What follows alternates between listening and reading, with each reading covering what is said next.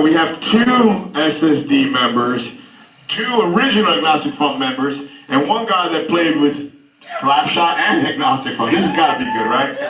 This is what I thought when I was going to put together Cause for Alarm and Agnostic Front. Let's do this together. You guys ready? We're gonna get 40 years out of you.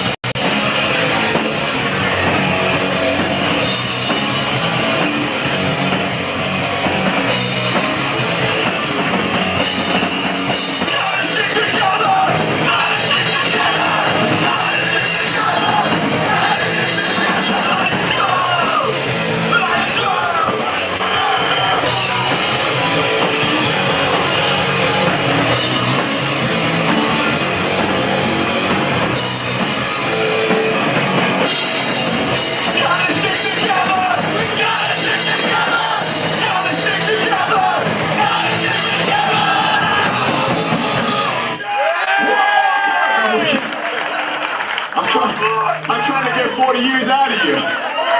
Let's get it for Chris. Yeah, Chris. Well, I'm telling you, man, my biggest influence ever has always been SSD Control. I've said it 100 freaking times. I am so fucking awesome. I'm really in awe to be playing with these guys. Thank you so much.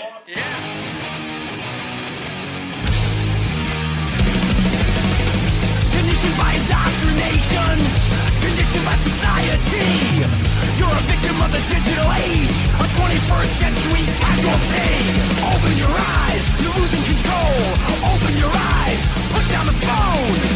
Conditioned by misinformation, it's just the media telling us lies. Decide the fiction from the truth. Society's slow and tragic demise. Open your eyes, you're losing control. Open your eyes, put down the phone. Everyone's got their fucking opinion. What's happening? Yeah, there's some weird shit going on with Facebook today. They gave me a heads up. There's a lot of weird stuff in the air right now. Is it just me? Yeah, there's some really weird stuff going on, including Facebook. So I don't think for the first time, could be ever, or maybe it's happened once or twice. The show's not streaming onto Facebook right now. So those that are watching it on YouTube are privy to watch the New York Hardcore Chronicles live, which is sponsored by the Texas Silver Rush, DTFM Vinyl Distro, Generation Records, 126 Hardcore Clothing, and Mad Vintage. Yeah, that's right. Did anybody try to watch on Facebook? Somebody go take a look and see what's happening on Facebook. Yeah, I think it was a glitch in the Matrix. Dude, there's a lot of weird glitches going on today, you know? Speaking of weird glitches, what's up? What's up, glitches? What's up? Yo, glitches. What's up with them glitches, yo? Yeah, it's crazy weather today. I don't know if it's the weather. Yeah, something's, I don't know, Mercury's in retrograde, you know? I think it's Satan. You know what? Rochelle's coming over later. She'll explain to me what's going on in the universe. She'll be like, Saturn is challenging Venus and you know, the Scooby Dooby Yabba Dabbas. And I'll be like, oh, okay. All right. Yeah. Be like, do you want me to read the cards? I'll be like, no. You know what? I don't want my I don't want my cards read at all anymore. I just don't. I don't even want to know. I just don't want to know. Get ready, because tomorrow is going to be 30 degrees colder than today. Hey, hi, Whitney. What's going on? Oh, it's a Wednesday. You can watch, right? You're not working? Wednesday your day off? Yeah. Good to see you, Whitney. What's up, Ryan Matson? What's up, Ray Hogan? Ray. John in London. Lou Rizzo, my man. Courtney, who doesn't say hello to me. What? Courtney, who doesn't want to speak to me in person because I have the plague. You have the pox. Yeah. Okay. You're at work, but waiting on a patient. Okay. But we'll try to be quick. You know. This station is This is the train to Fort Jefferson. Hopefully it's not Next as. station is Didn't that guy? Wait a second. That guy. I thought that guy died. He's still He doing the did voice. But he lives on. Right. Yo, I saw this. And by the way, listen, just a heads up, everybody. Today's like a mad freestyle show. Carl Agel, our guest, had a family emergency. We're just winging it. We're freestyling it. These are always fun shows. We got a couple of guests coming through, and I got a couple of shows to announce that are going to really blow your mind. So that said, yo, did I see some footage of some guy driving his car on the railroad tracks in Long Island, like through the station? A drunk guy drove onto the tracks for about a half mile, and he literally drove right past the UBS Arena stop. So if you're at the arena, a car drove by where you're waiting to get on the train. There was like a station wagon went by. the next station is That's nuts, man. And he got the only reason they stopped is because his tires went on fire. Jeez. Yeah, alcohol is a magical thing when you mix it with train tracks and cars. Well, you sent me a picture the other day of somebody. Well, yeah, that was a rough one. Yeah, somebody decapitated, which I won't put on the show, but damn. No. The next station is jail. Good one, Brian. The next stop is jail. You know? Yeah, I mean, you know what it is when the gates come down, some people, instead of going past them and around, he turned onto the tracks. So, first thing I want to talk about is I went after the whole week. Right. After I went to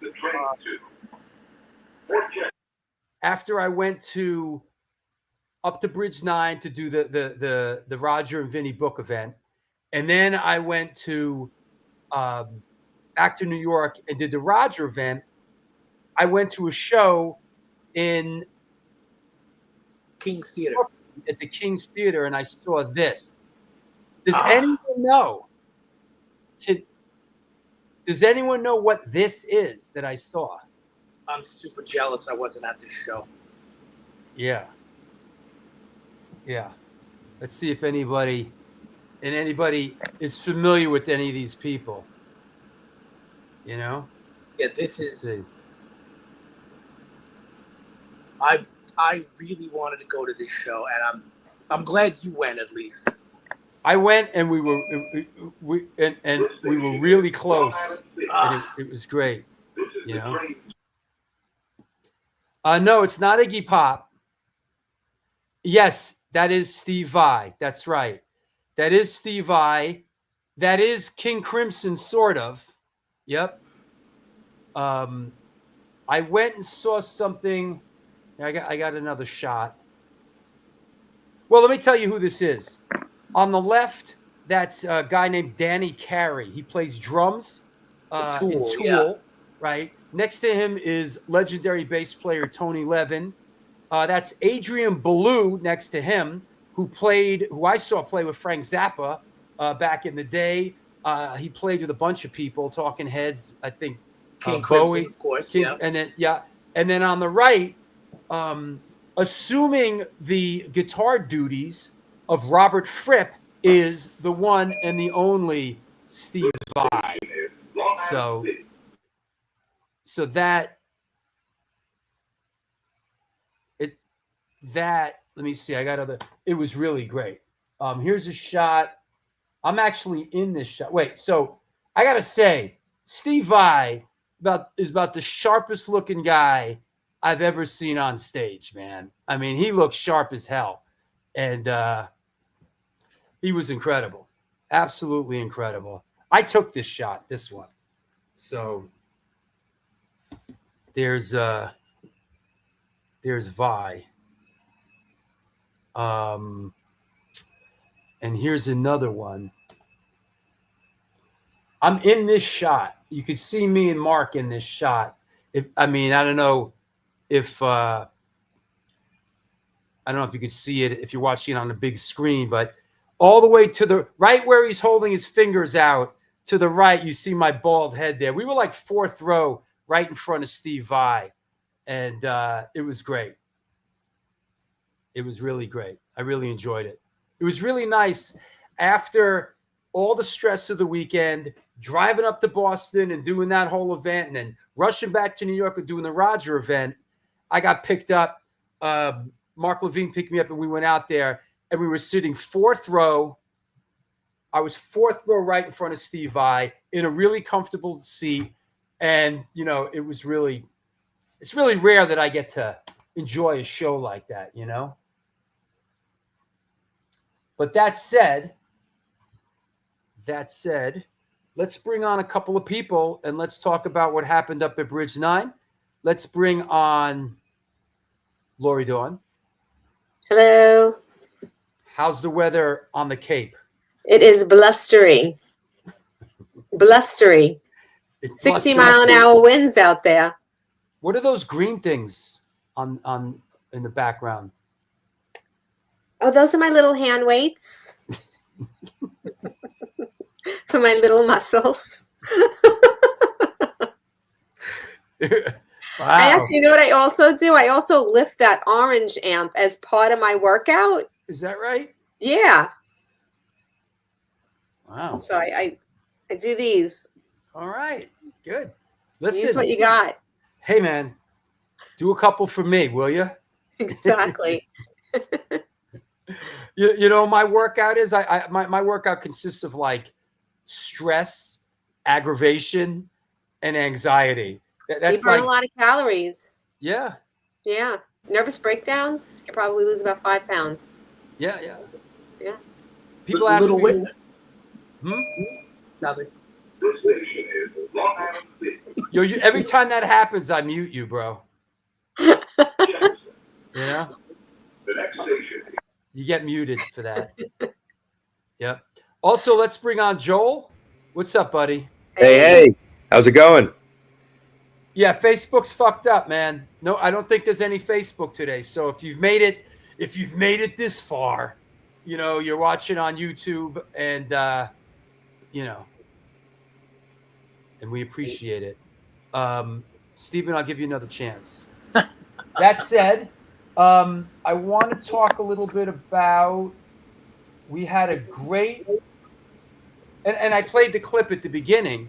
Yeah. But what started with this event here, which looks a little bit like the other pictures I just showed, but that's that was the Bridge 9 thing. All right, you're done, Steven. You're done. You can watch the show. Enjoy it. It's a great picture, Steven. Yeah, thanks, Steven. Great picture. We love it.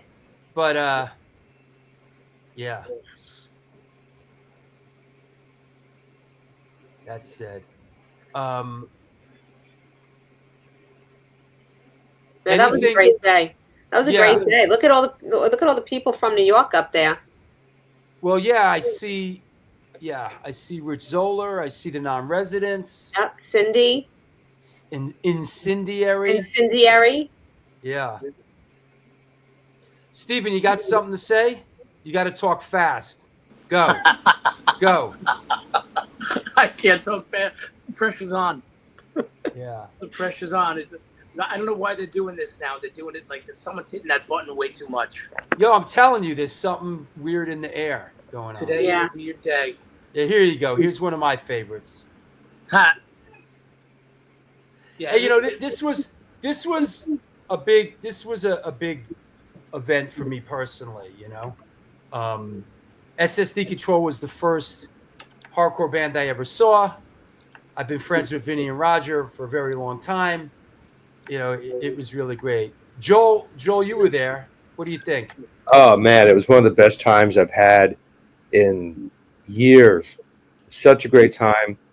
It was amazing seeing that band perform with the special guests, Mark McKay and Jamie as the rhythm section, and Chris from SSD got up and played drums. I think it had been about 40 years since he had played an SSD song behind the kit. Yeah. So yeah, man, it was a lot of fun. I of course, since that time, I've been doing some light reading of Stigma's book, which is obviously highly entertaining. He's a funny son of a bitch, man. Yeah, really loving it. Yeah, Eugene showed up too, of course. Yeah. Eugene together. Eugene showed up drinking tequila at 2:00 in the afternoon on a Saturday. Let me tell you about you. Let me tell you about Eugene. I went to as I was leaving Bridge 9. Larry Kelly runs up to me. He's like, "Where are you going?" I said, "Well, I'm gonna go home." He goes, "No, you're not. You're coming to the party." So I went to the after party, and I walk in, and what's the first thing that happens? Eugene walks over to me. He's like, "I saw you on the Thurston show with Drew." And we got talking. It turns out we have a bunch of mutual friends out Chicago way. So we got rapping about that. What a nice dude. What a great man, Gogol Bordello. Real pleasure meeting him. Real pleasure meeting Ray Hogan finally face to face. Yeah.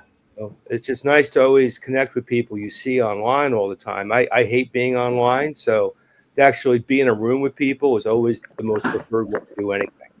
Absolutely. Yeah, and Larry really did an amazing job just planning all the details from beginning to end. That after party was great.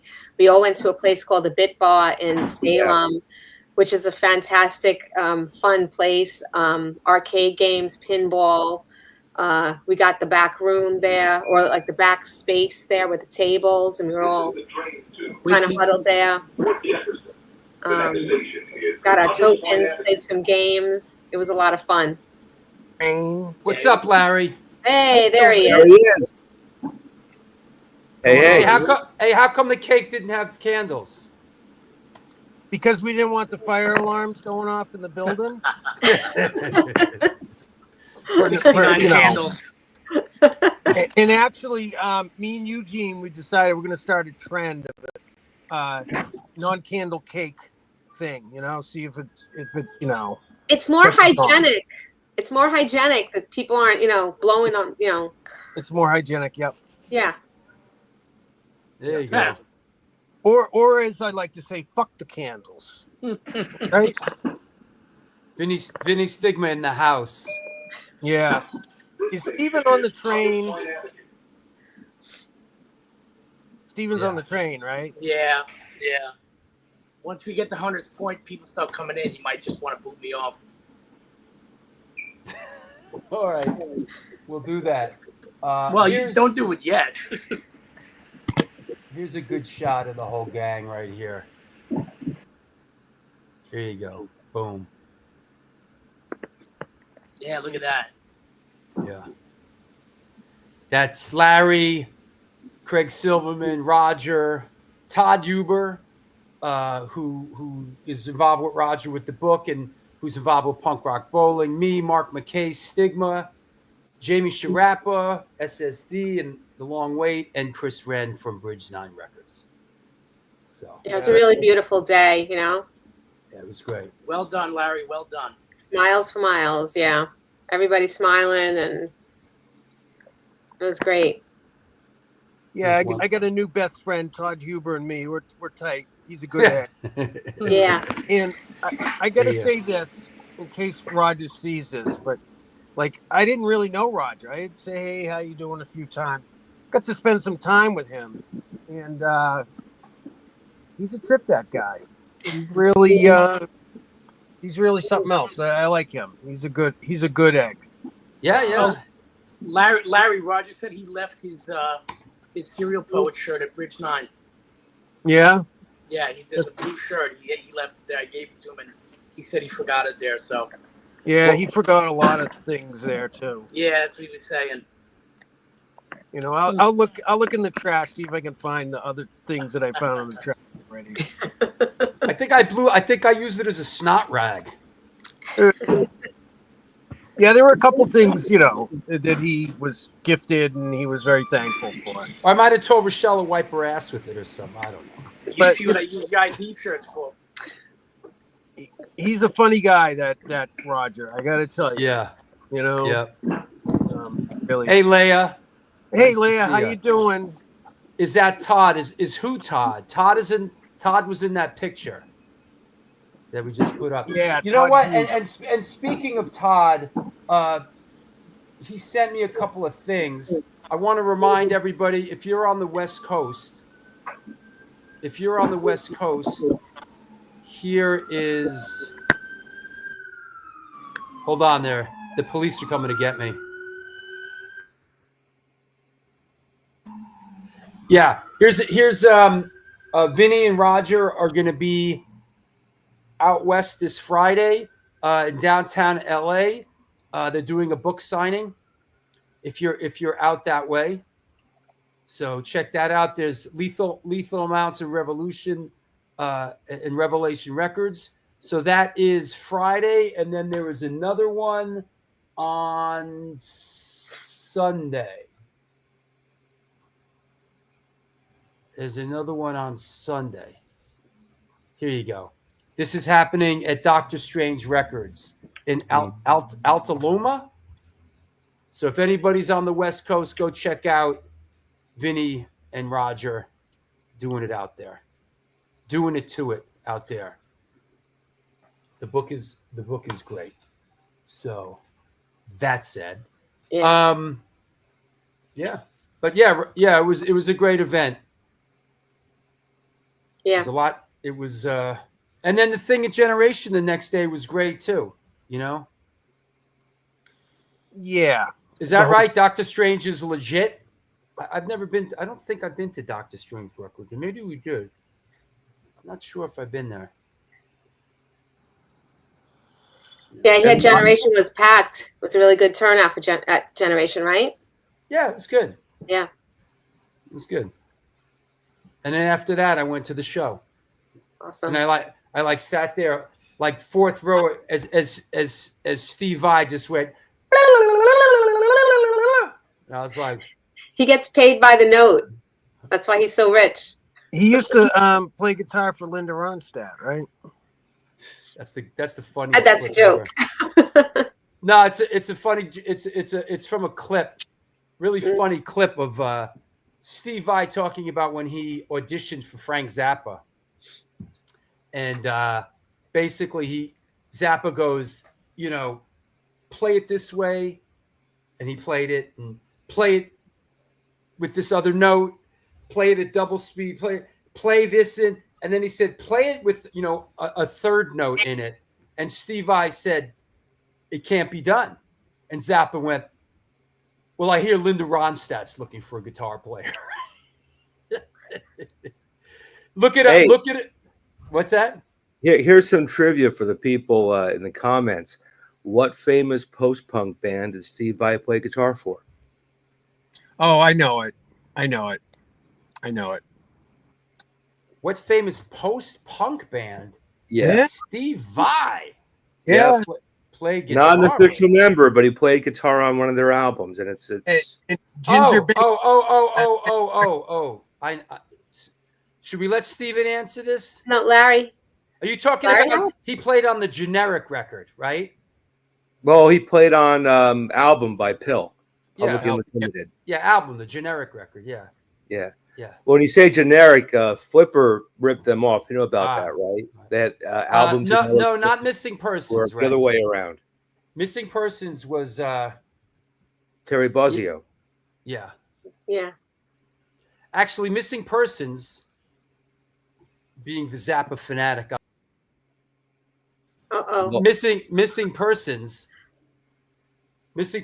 was Zappa's backup band. It was Terry Bozzio on drums, Warren Cucurullo on guitar, who later went on to Duran Duran, Patrick O'Hearn on bass, and Chuck Wilde on keyboards. And that was and Dale Bozio that did some singing. So it was basically Zappa's backup band. Yeah. Is that right, Scott Earth? Missing Persons was your first concert? Wow. I had you pegged as like a hardcore dude. Yeah, I love Missing Persons. That's awesome. Wow, that's pretty cool. Missing Persons. They had a moment. Yeah. Yeah, that album was great. Can you hear me? What are words for? When no one's listening. Walking in LA. Oh, come on, Lori. Wait. Come on. Whoa. Wait. Hold on. Let me DJ. Okay, you're on. Go ahead.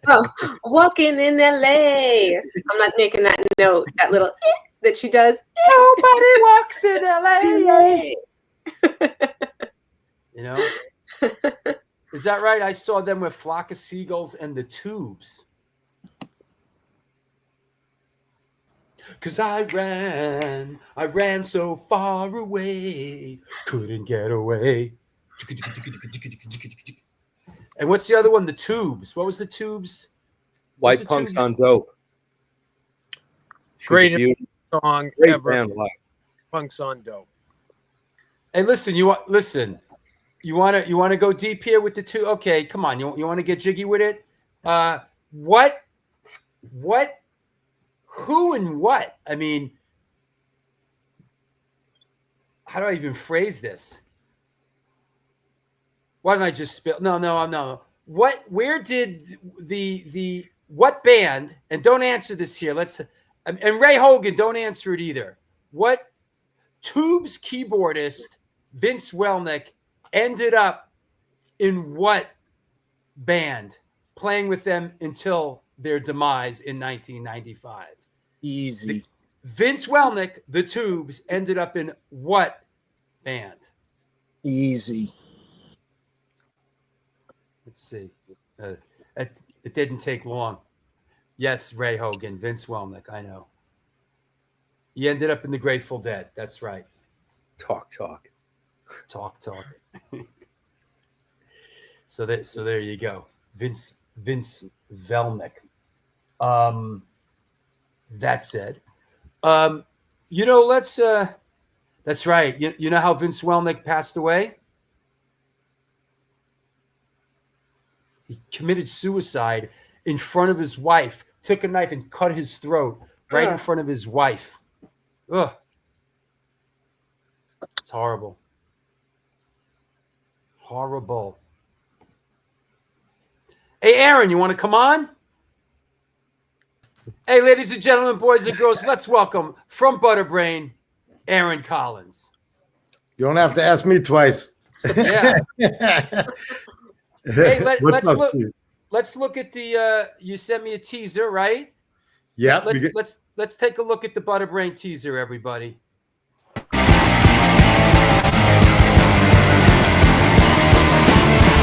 This is BUTR Brain Radio.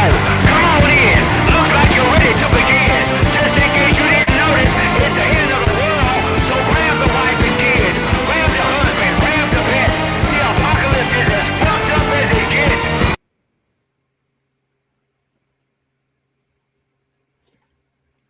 It froze. Well, there you go. It's awesome. Yeah, looking forward to dropping this song and the video on Punk News at noon Eastern Standard Time on next Thursday, December 19th. Yeah, man, I'm super stoked. I've been chopping at the bit, coming off a hip surgery and kind of using the downtime. Oh, yeah, that's the room I'm in right now. Is that right? So it was a fiesta.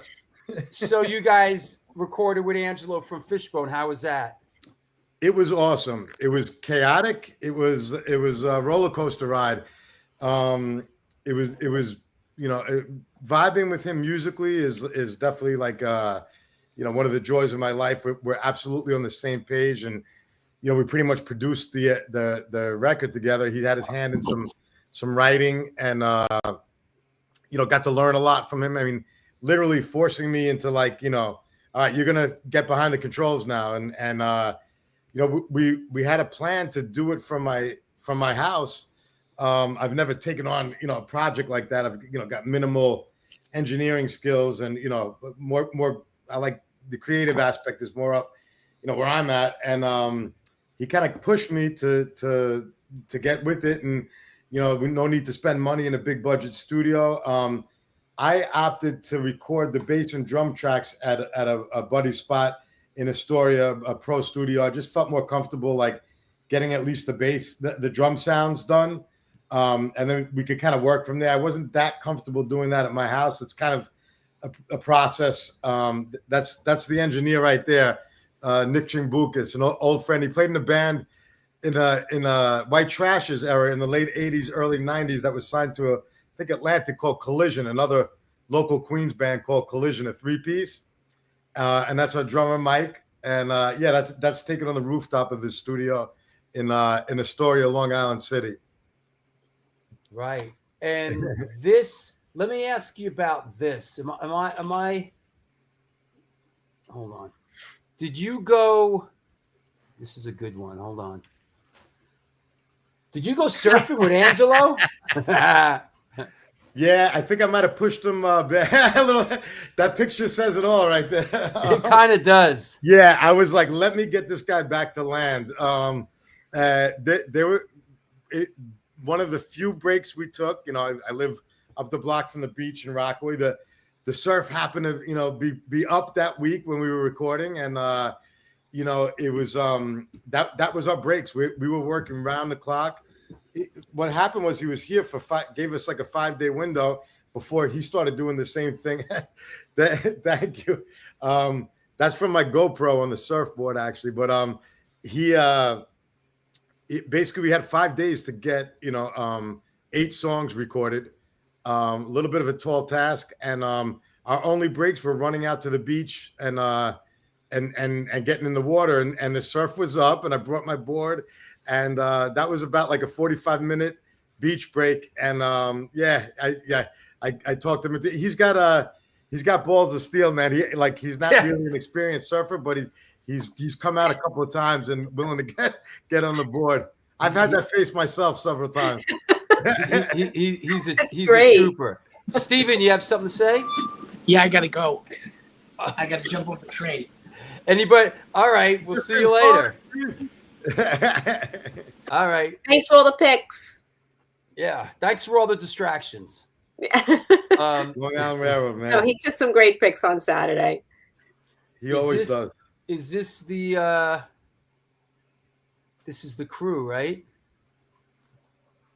That's the crew. That was taken at your show in Barry Electric show with Scream. But when Angelo guested with us, that was a fantastic day. That was we started recording the next day. You know, Angelo had come in. That's taken right outside Barry Electric by Jeff Pliskin, as you can see the raised fist logo. And basically, we did the show with you, and then we started recording the next day, Monday.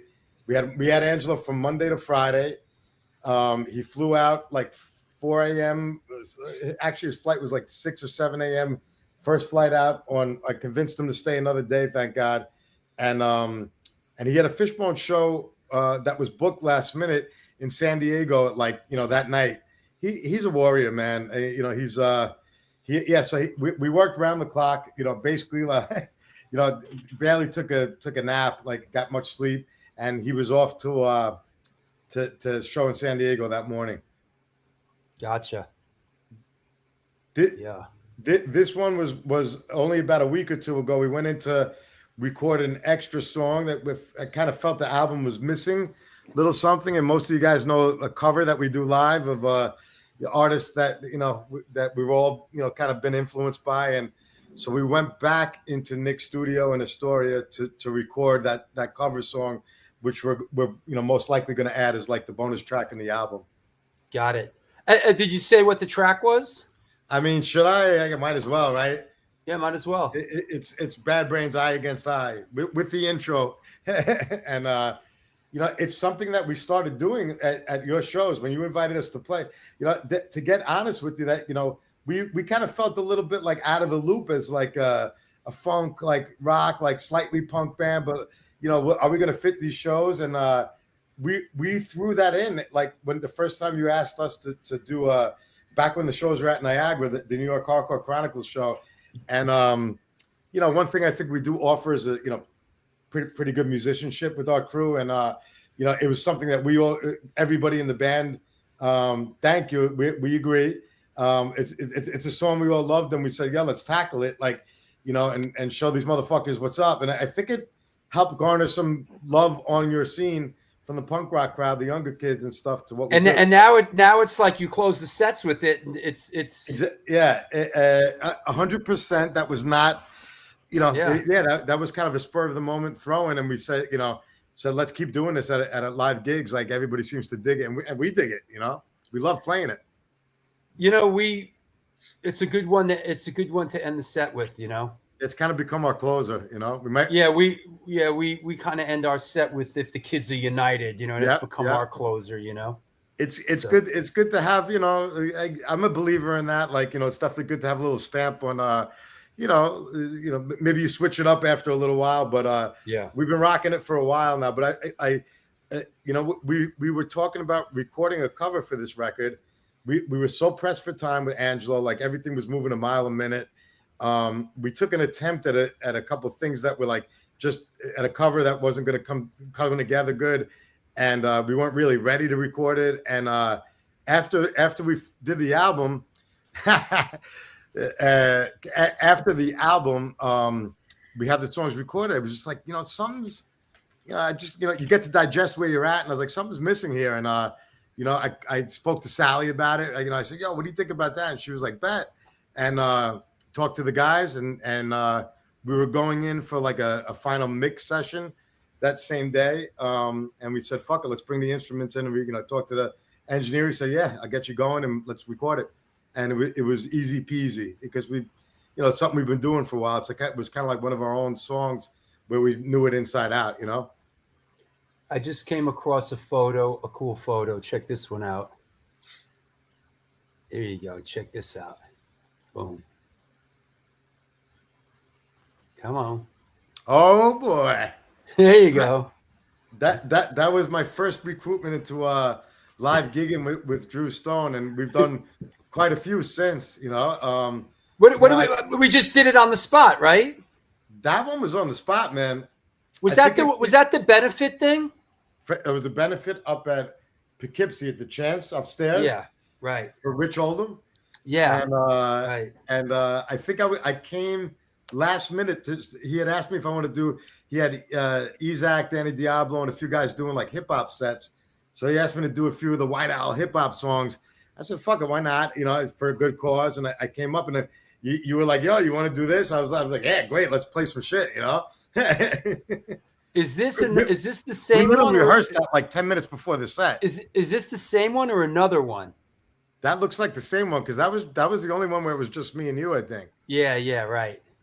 We to anybody out there, like literally half hour before the show, like you grabbed me and were like, I was like, all right, let's run over them quick, Yeah, you're good like that. Thank you, brother. You're good like that. There was a couple that we had set up for this month. I hate canceling out of stuff, but I'm so glad to see that you're doing the My War stuff, and it's going to be you got some killer things coming up. I'll be there on my cane on Friday for sure. For your show at Our Wicked Lady with Rebelmatic. I'll let out a little secret. Butterbrain was supposed to be on it, but because of my hip surgery that came up last minute, I had to bow out. But I'll be there on cane and supporting for sure. Yeah. How's the feeling? Great. I'm ahead of schedule. Yesterday was exactly 1 month since the surgery, and I'm walking with a cane, but kind of graduating off of that, and we have some shows lined up starting in February. So I'm itching to get back out there. Using the downtime to get the music released, and I'm just chomping at the bit to get the songs, the new music out there, the new record out there, and and start playing again, man. You know. Yeah. Astoria Lou said we both also did Rockaway Brewery. Oh shit, we did. I don't Was remember true? that. I don't remember that. I don't remember that either. I'm not sure about that. Is that true? Supposedly. I would never question Lou's acumen. He's got a good historical record, so he might be. I would trust him more than me or you to remember that. So this Friday, if anybody's in New York, we're doing a free show. It's free in the spirit of the holidays. Rebelmatic Incendiary Device. It's going to jump off tonight. End of Hope featuring Davey Gunner from Kraut and Ill Raised at Our Wicked Lady in Brooklyn. That's this Friday. Show start, doors are at 7. First band. Hey, what's up, Flora? I hope your birthday show went well on Saturday. I saw a couple pictures. It looked like it did. So this is happening on Friday. And then a week later, Lori, tell us about this. Yeah, so we got our holiday slamboree and the Women of the Pit coat drive. So if you have a gently used or new coat, please bring it down. We're taking women's and kids, but really, if you have anything, we'll find a place for it. It's going to go to Oasis in New Jersey like last year, and we also have a place out on the island. So bring your coats, bring us your coats. So we'll have hand warmers and to give out and some fun stuff. So come on out. And that is the holiday slamboree. Yeah. It's a week from Sunday. Non-residents, we're doing the My War thing, which is going to be a blast. Fire is Murder, Shoot to 5. We're excited to have them on the bill, and Stephen Messina's Serial Poets with DJ Cindy Half-Rats from formerly of the Lunatics. This is our big annual holiday slamboree. We are back in the Bowery Electric in our home. That is a week from Sunday. So, please come on down, support this important event. Like I said, we're doing the My War thing, which is me and drummer Mike from ID and Car Bomb, and Will from Neck Scars, formerly of Crippled Urn. And we have being that Aaron had to bow out because of his hip surgery, we made the call to the bullpen, and we got a real superstar. We got Neil Zum Osberg, who played with me in Antidote and in the High and the Mighty, is playing bass. And we're going to have a bunch of guest vocalists, including Pete Stahl from Scream, Ryan Bland from Ache, Scott Earth, Silence Equals Death, Nikki Bullets from Car Bomb, Davey Hooligan, Kayla from Toys. And so that's all happening. We're really excited to do this set. And, it's been fun for me because I'm playing guitar, So I was, I'm going to let out. I was privy to some of these rehearsals because I was originally supposed to do this. And you guys got to come down and see this, man. It's going to be killer, man. They got the guests involved are all awesome. I really wish I could have fucking been a part of this, but it's going to be killer, man. The songs that are being done, the guests that are involved, you'll be missing out if you don't come to this one. Yeah, this is going to be good. And like I said, it's really been fun because I'm playing guitar, and I'm not like up there just screaming my brains out. And I think there's going to be a few surprises. Yeah, it's fun. I really like playing guitar. Actually, there are a few surprises. Yes, a few surprises. So come on out and sing along. So and then while we're sort of talking about it, the month after that is the Noise Show, ID, American Eagle Reunion, Brass Knuckle Brigade, and Tear Gas. This show, this isn't the current flyer. This show has been moved to Berlin. We got the call from Jesse Mallon. They kind of sort of double booked Bowery Electric with I forgot what it is. I forgot the guy's name. This sort of glam Bowie thing, and they got a sound check. And listen, Jesse Mallon asked, so we had to move it. We had to move it over. So that's happening at Berlin. And then the month after that, February 16th, speaking of Joel, the Undead, right? Joel used to play drums in the Undead. Sad Plant, Star Car featuring Sab Gray from Iron Cross, the Car Bomb Parade, and No Call, No Show. And just as a side note, the Undead has Tristan from Incendiary Device playing bass for the show, and the Car Bomb Parade has Mike from Incendiary Device playing drums. Hey, Joel, tell us about your time in the Undead. Well, I was in that band on and off for 10 years, from 98 until 2008. The only reason I left the band at that point was I got married and moved up to New Hampshire. But I've known Bobby Steele since I was a kid, at least more than half my life. Interesting guy, had some great times in the Undead. We packed CBGB's one night in 98. We played with the Bullies. Rest in peace, Johnny Heff. A lot of people remember Johnny and the Bullies. Furious George. Great show. One of my favorite shows I ever played at CB's. It was a magical night. Did a couple records with Bobby. Did some traveling with him. He's just a very colorful guy. It's kind of hard to summarize in a few words, but if you know Bobby or have met him, he leaves an impression. I'll put it to you that way.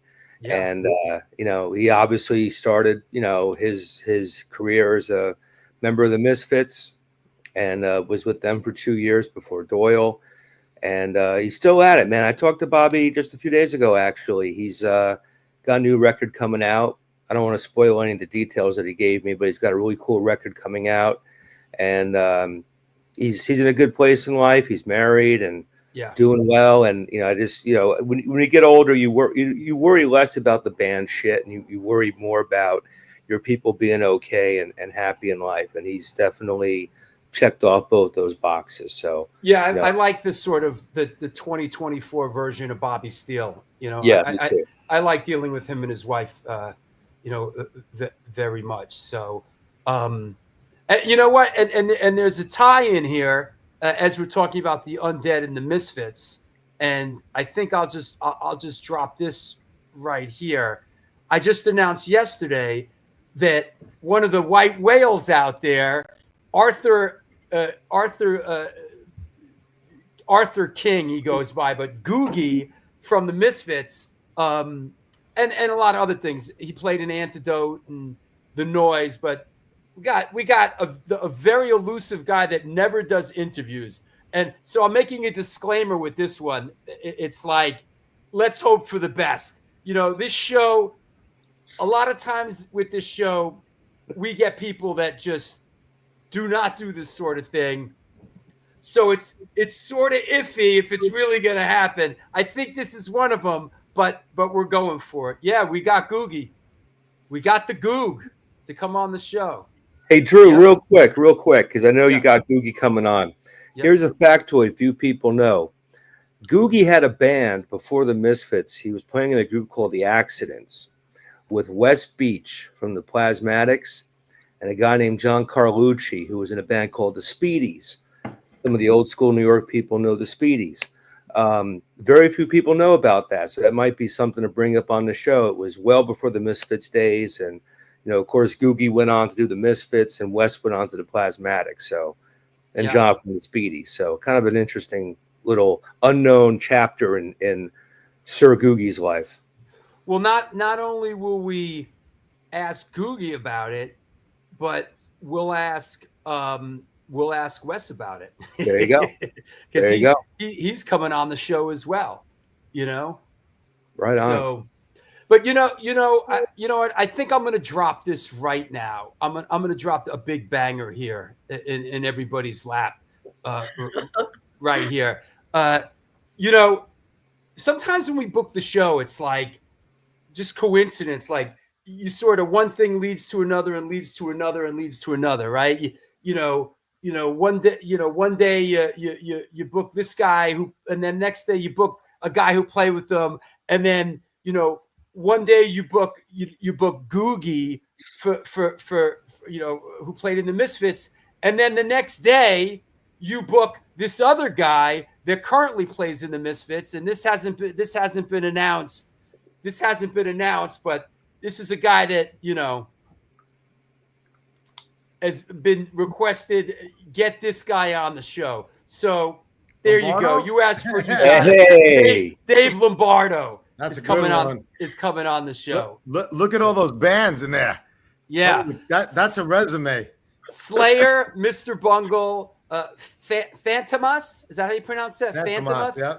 Grip Inc., Testament, Suicidal Tendencies, Misfits, and Dead Cross. So yeah. You know, Yep. I always tell our buddy Goat, Yeah. you know, because he was playing with the Misfits before they, you know, did the reunion and, you know, the big tours and stuff. And I said, you know, if there's anybody to get replaced by, I mean, that's the guy. Yeah.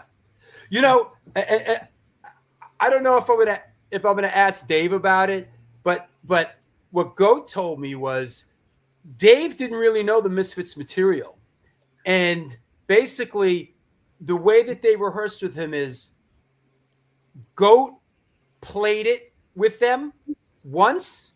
Dave watched him. Dave sat down and played it verbatim after. It was like he watched Goat play it with the once through, and then he sat down and played it, and that's how he learned the set. I remember him telling me something like that too. So yeah.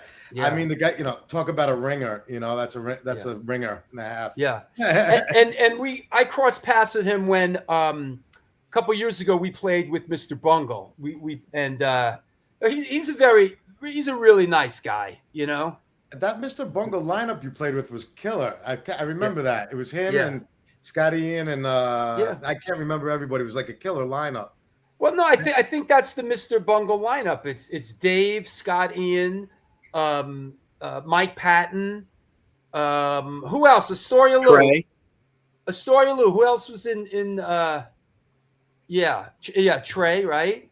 So you know, I do want to mention I love doing these, like, you know, off the cuff shows like this, and, you know, thanks for having me on. But, you know, talking about King Crimson and Steve, like, you know, I love that, you know, this is a New York Hardcore Chronicles show.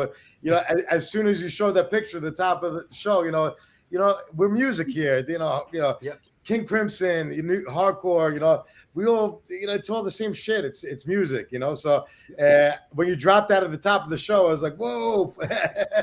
It was great. It was really for me. It was really an enjoyable show. It was like I went with Mark Levine. We were fourth row in a nice, you know, comfortable seat, and like Steve Vai's right in front of me. I'm like poking at my phone the whole time in between, you know. It was just great. It was really enjoyable. Cool. Fuck, that's a great lineup right there too, man. Yeah. All right, Trevor Dunn on bass. I'm not sure who that is, actually. I'm embarrassed to say. Yes, Joel. I got a Jeff for a few minutes, but super quick. Another factoid about Lombardo that few people know. There was a recording project in the 90s called Voodoo Cult. It was Lombardo, Gabby from the Cro-Mags, Tave Ball from Killing Joke, and Millie from Creator. So when you talk to Dave, you got to find out the story behind that, because I don't even know the story behind that. But he was in a band with Gabby from the Cro-Mags in the 90s. So that's might wild. be something to hit him up for. Joel, are you going to come back? I want to hear about what's going on with you. You'll come back in a little bit? Yeah, I got to step out for about 20 minutes or so, but I'll log back in. Okay, we'll see you in a bit. All right, guys, take care. Yeah, Joe. Yep. There you go. So we got to this, right? And that kind of led us off on a tangent. But I just want to finish the events with on Sunday, March 2nd, we're doing a back to where it all began show. We're playing Incendiary Device and Crazy Eddie are playing the old A7. It's a free show, but 21 and plus. It's a free show, but it's not all ages. It's 21 plus. But listen, I wanted to play the old A7. You know, that room has, you know, is really special to me. Having played there many times back in the day. So that's Sunday, March 2nd, back where it all began at the old A7, currently Niagara, with crazy idea. And Nice. You know, and what else? I'll go through the shows when we come back. Let me take a break, a sponsor break. Aaron, what are you doing? You got You got, nothing more I love than to talk music shit. So I'm here as long as you want me. All right, let me do a sponsor thing, and we'll come back and we're going to talk. We're going to bring Devin on from DTFM Vinyl Distro. He's going to talk about some new stuff that's in the store, and we're going to talk about upcoming shows, including another announcement. There are some great shows coming up. This is this Sunday, and awesome. and we'll take it from there. It is a freestyle. It's an open show. We'll see you in a minute, Lori. We'll see you in a minute, Aaron. Let's do a sponsor thing. We'll get through it, and we'll keep on going. Since 1992, Generation Records has been a mainstay of the New York metropolitan area music scene. Today, they offer a diverse selection of new and used rock, jazz, indie, hip-hop, punk, hardcore, metal, blues, soundtrack, and reggae LPs, as well as t-shirts, posters, and other merchandise. They buy used record collections and music memorabilia and will pay you top dollar for them. House calls made for large collections in the tri-state area. Call or email generationrecords@gmail.com and follow them on Facebook and Instagram.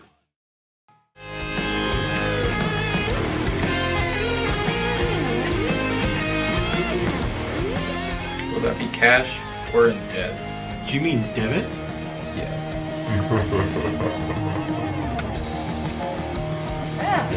Sorry.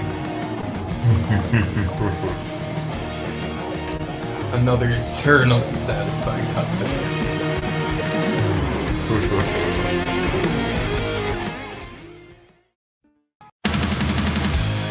Yo, what's happening? I'm out here at one of our all-ages Sunday matinees on the Bowery. I hope that you are enjoying today's show. I just want to let you know that the New York Hardcore Chronicles Live needs your support. Please step up. There is a Patreon page that has a lot of unique program. Shows are announced there first. Lots of good stuff. There's a PayPal address right there on the screen if you want to make a contribution. There's also a super chat function. You could do that. But the bottom line is this show exists because of your support. We're going to be doing it for a long, long time. Thank you for all your support through the years. Back to the show.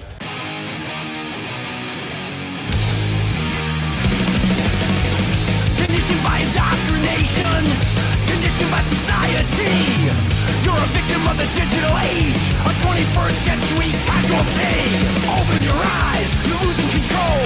Open your eyes, put down the phone. Conditioned by misinformation, it's just the media telling us lies. Decipher fiction from the truth, society's slow and tragic demise. Open your eyes, you're losing control. Open your eyes, put down the phone. Everyone's got their fucking opinion. And we're back. Flora, I did just get your text to announce the show, but the internet is acting weird. Let me see if I could load that up. Let me see. You might need to. Hold on, let me see. Flora's got a big show coming up, but hey, try to email it to me, will you? The internet is just acting bizarro. You know, I couldn't even tell you. So that said, and we're back.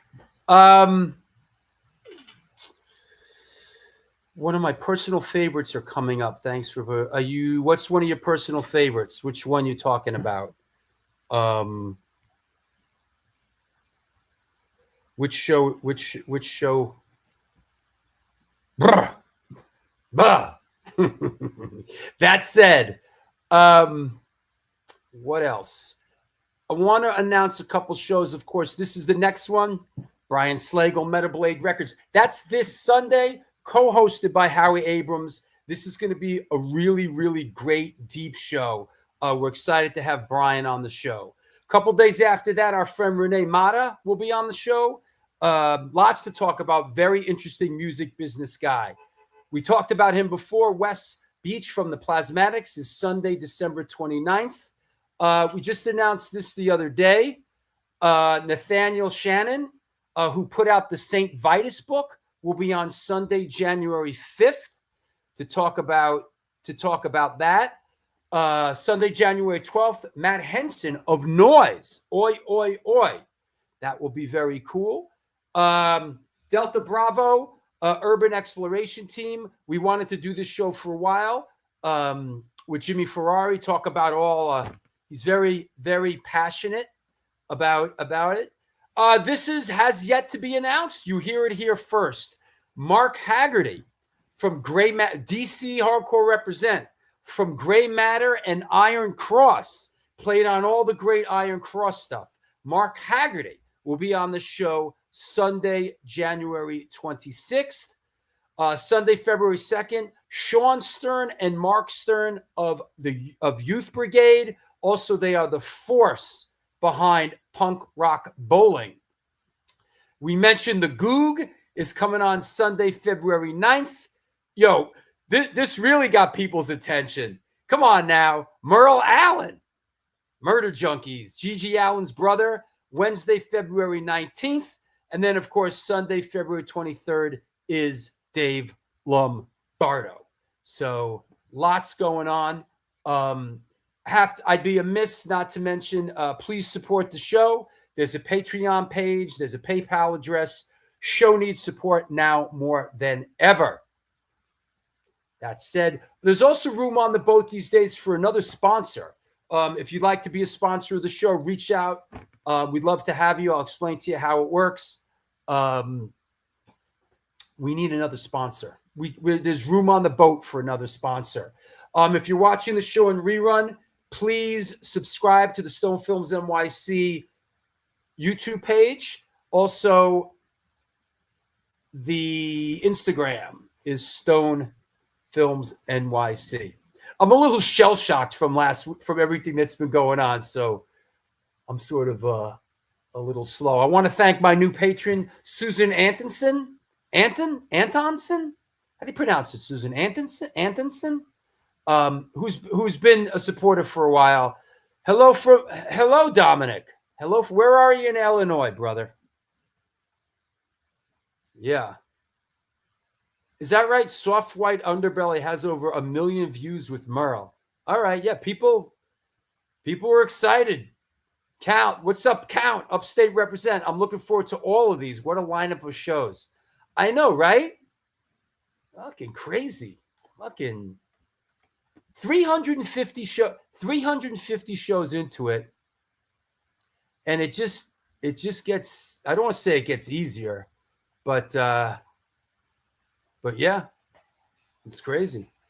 That said, Floor, did you send me the flyer? The internet is really frigged up right now. So I'm not seeing. Oh, wait. Let me see. I think you did send it to me. Oh, there it is. Okay, good. Let's see Flora's show here. No, that is not spam. No, it's not spam. It is Flora's show. Here we go. All right. This is a really great show. Flora from Maafa and the Kingsland proudly present Fishbone. Let me clear this other stuff off the screen. Goodbye. It's the Rai Fest. Our friend Ryan Bland is behind this. He is a huge Fishbone fan, as well as Prince fan. More bands to be announced at the Brooklyn Monarch, Sunday, February 22nd. It is the Rai Fest, brought to you by Floor from Maafa and the Kingsland. This is a very cool show in a very cool venue, brought to you by some of our good friends. So, is that right? That's your birthday, Lori? Is that right? Happy birthday it is. over there. And it's Ryan's birthday the day before. Come on. Yeah, this is incredible. This is awesome. Come on to the show and yeah, you know, and shirk on the and shirk on the outskirts of the pit, right? Exactly. There you go. Exactly. No, this is going to be a great one. Like, it doesn't matter about more bands announced. It's going to be amazing. You know, those bands are going to all be amazing. Yeah. Absolutely. Here we go. Flora says full lineup and tickets go on sale this Friday, Oh, which great. is my birthday. Yeah. Jeez. So there's a lot of birthday A stuff. lot of birthdays. Yeah. there's a Happy lot of- birthday, Flora. A lot of birthday stuff in Yeah. the air. Bring her Yeah. all the unicorns. Yeah, and that's All the the big room, unicorns. the big room, the Monarch, and yeah, that sounds great. Speaking of Fishbone, and we were just talking about Angelo. Yeah, you better put in your bid to get on this bill, bro. I already did. You know what? I was going to share. You know, I've been, you know, I've met Ryan back in the late '80s, early '90s, going to Fishbone shows. We were both you know, boneheads. You know, it's one of the few bands that you know I would go out to see on a regular basis.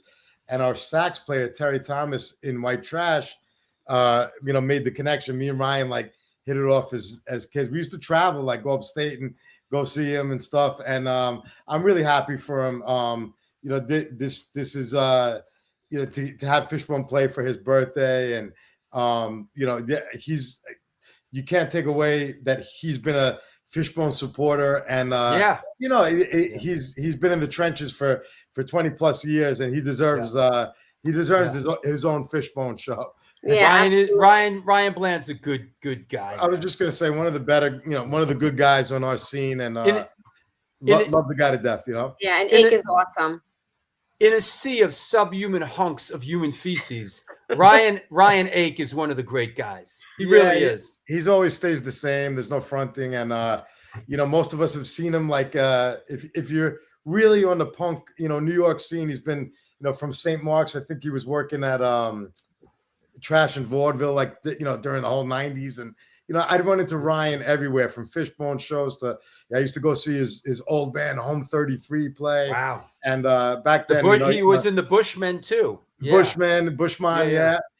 Thank you, Flora. Bushman. It's Bushman? Bushman, yeah. Ah. Yeah. Wow. And yeah, I've been seeing him forever. And you know, that friendship created links to Glenn Laredo from No Redeeming, and sure, you know, just a bunch more people on the scene. He's just one of the real dudes. No, he's one of those guys, one of those people that are in it for the love, because he loves it. You know, he's 100%. He has an inherent love for music, and you know, Scott Earth is another one. You know, there's a couple of us out there. It's, you know, hey, you know, my band might not be, and I'll keep it in the eye. Hey, I might not be in the biggest band in the world, or this or that, or I don't have a fantasy. I'm in it. I'm here because I love music, and it's the tie that binds us together. And Ryan is a true, you know, New York hardcore music lover, punk rock. Yeah, been a dedicated to the scene for years, and Flora's putting on some killer shows, man. Yeah. And I was actually at a birthday event. It was my first time out, you know, with the Bad Hip, and I wanted to make it out to her birthday in Hub City. Some of the guys I played with before were performing, and you know, it was a great show, and glad I made it out for that. Yeah.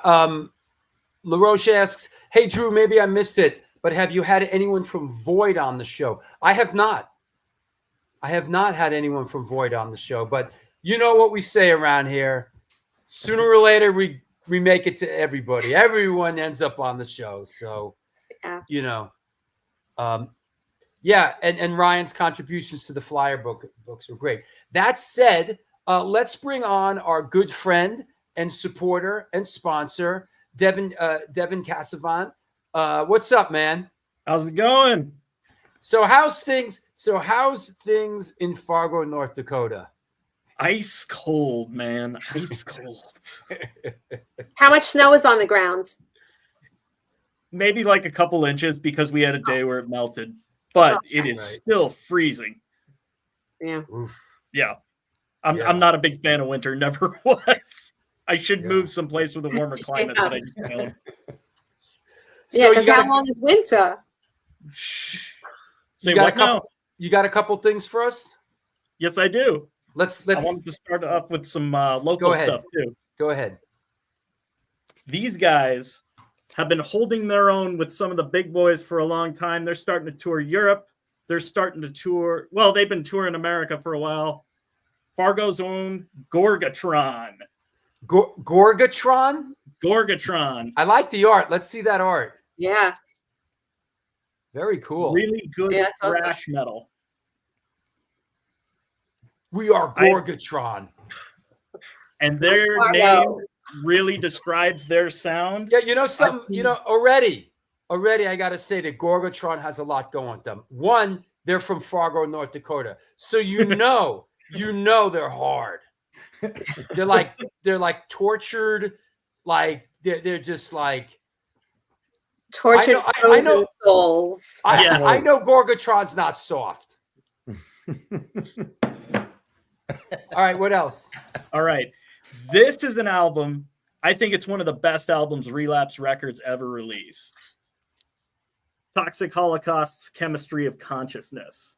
Finally back on wax. It's got some of my favorite songs from this band on here, including Rat Eater and Acid Fuzz. If you like your metal like really fuzzy and gross and kind of dirty, this is the band for you. I love that description. It is very grimy, and it's the first time Joel Grind recorded with a band instead of just by himself. All right, Joel Grind. Okay. What else? All right. This one is something that has weirded me out ever since I was a kid. King Missile. Yeah. I don't know. Is that the penis song? That is the one with the penis song. See, I know. I was going to say, it looks kind of phallic on the cover. It looks kind of, I have no idea how to describe King Missile other than beat poetry with just instruments. And if you listen to the Martin Scorsese song, it's just him screaming about Martin Scorsese. But it's entertaining. It's really interesting. The disposable penis song is classic, you know. It is is that what it is? They do the song Detachable Penis? Detachable Penis. That's the one, man. Oh, I remember that. I remember that. Yeah, they had a music video for it. Yeah, and he's just walking around New York finding his penis. Yeah, he's on St. Mark's, and he's looking for where everybody used to steal shit and sell it and like put it out on a blanket on St. Mark's. I used to do that on a Friday night frequently. I'd be walking around on the weekend looking for my penis. Yeah. Is that like you ever see that Sam Kinison skit? No, which one's that? Where he's like, where the girlfriend's like, "Oh, you going out tonight? You could just leave that here." One binder with Scarhead and Murphy's Law. I'll just carry that in my purse for you. Sam Kinison. Yeah, Sam Kinison does a skit like that. Yeah, Rebecca Corbett was in King Missile for a minute, right? I think so. I think Rebecca R.B. Corbett was in that band for a minute. Oh, wow. Cool. Listen, I knew where my penis was in the 90s. It was either at the Limelight, the Cat Club. My penis made it through the 90s. Yeah, my penis went to L'Amour's. Yeah. I was just... We might have a song here. We might have a collaboration here. Listen, yes. I was glad I was along for the ride with my penis. I was just sort of like a passenger in the whole thing. You know? She tends to make most of my decisions as well. It was an incredible time to be a wingman for my penis. My life is just a wingman for my penis. Yeah. Wow. What an adventure. Yes, and I live to tell the story.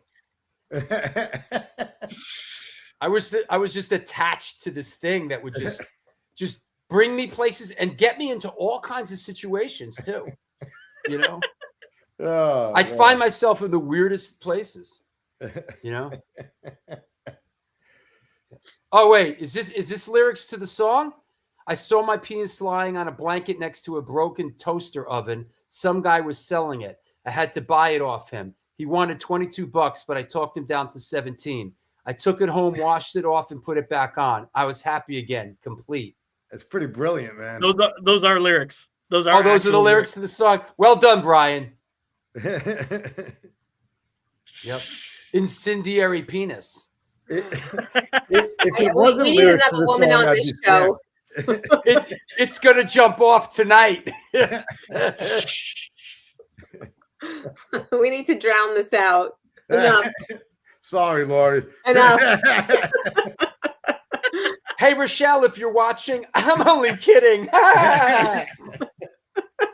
So, Okay, moving on. What's the next record? What else? Yeah, next record. Next record. And may it be as funny as the last one. I Go don't ahead. think it's going to be as funny as the last one, Good. but man, that was funny. This is Gaslight Anthem's Live at Park Avenue, the reissue after 15 years. Another Record Store Day Black Friday release, just like the Penis record. And this is one of those releases that it is just a 10-inch. Oh, pardon the pun. Pardon the Watch that one, Drew. But this is the band literally at their best, in my opinion. These are some of the best live performances you're ever going to hear from the Gaslight Anthem recorded. And they do some of the songs in different keys and stuff like that. It is a really cool 10-inch. It is totally worth every penny. I bought the original for like $12 15 years ago, but it is totally worth the price tag now. Okay. I'm not familiar with that band. Really good Jersey band.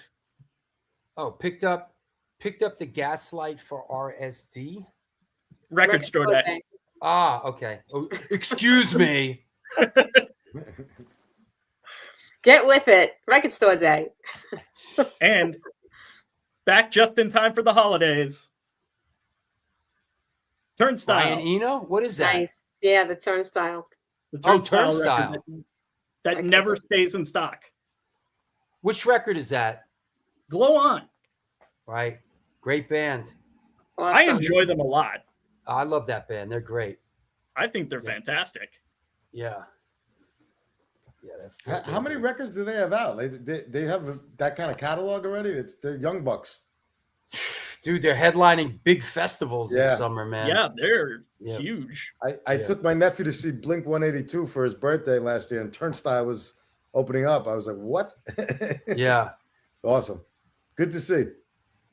Is that right? Gaslight Anthem played with the Misfits in Jersey? I didn't see that one. I saw the poster for that.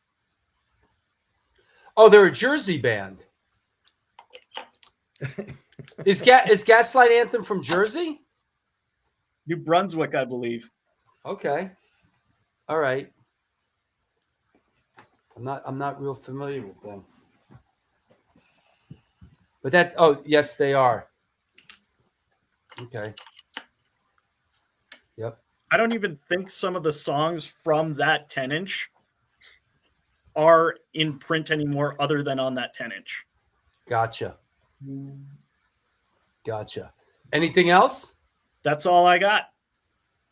That's good, man. What's up with what's that? Is that let me see that Bad Religion shirt. Is that from the last tour? That is a recreation of the Generator tour shirt. Is that official Bad Religion merchandise, or is that bootleg? It's official, but I do actually have an official 1993 Generator tour shirt that I got off eBay for like $25. Right. And now it's worth like hundreds of dollars. Yeah. It's my favorite shirt. I plan to be buried in it. I got rid of everything, man. Yeah. My shirts from back in the day, like they I guess they're just like disintegrating. And I haven't even worn them a lot. It's weird the way I guess I stored them. My wife always jokes about how I have so many t-shirts. Like you could wear one every day for the rest of the year and you'd never run out. Yeah. Yeah. You know what? I have 300 t-shirts and I wear 3 of them. Yeah. It's like the same 5 bands every day of the week. I have a Rebelmatic shirt, a Bridge 9 shirt, and like that's about it. And there's 300 in the drawer. Yeah. I'm with you, brother. Yeah. I have yet to count, but I should count. And an ID shirt is one of them. I rock that frequently. Yeah. Who made that post about Adam Katz? Anybody? Somebody made a post about Adam Katz. I'm trying to find it. Because I want to address that a second. Let me see if I can find it. If anybody made that post it again. What the hell? Excuse me? Meow? I think the Oh, is store that from? Yeah, that's from me. Yeah. My cats are hungry. We're hungry. We don't care if you're on a show. Yeah, they don't care Yeah. about, you know. I was gonna make a joke, but I'll keep my mouth shut. Here we go. G3G.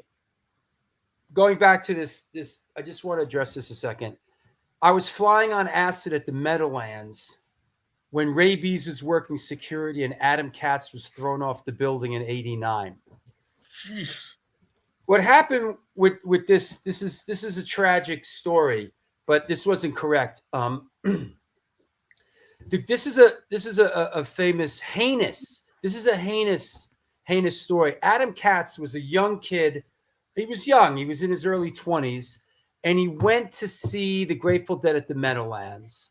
I'm not sure if he was under the influence of psychedelics, but he wandered away from his friends, and they found him, and he disappeared, and they found him sometime later by the side of the highway, beaten to death, basically. Oh. And it was a big mystery, and nobody understood what happened. And as it turned out, the security at the Meadowlands grabbed him, pulled him into a van, and beat him, and then threw him out of the van, and he passed away.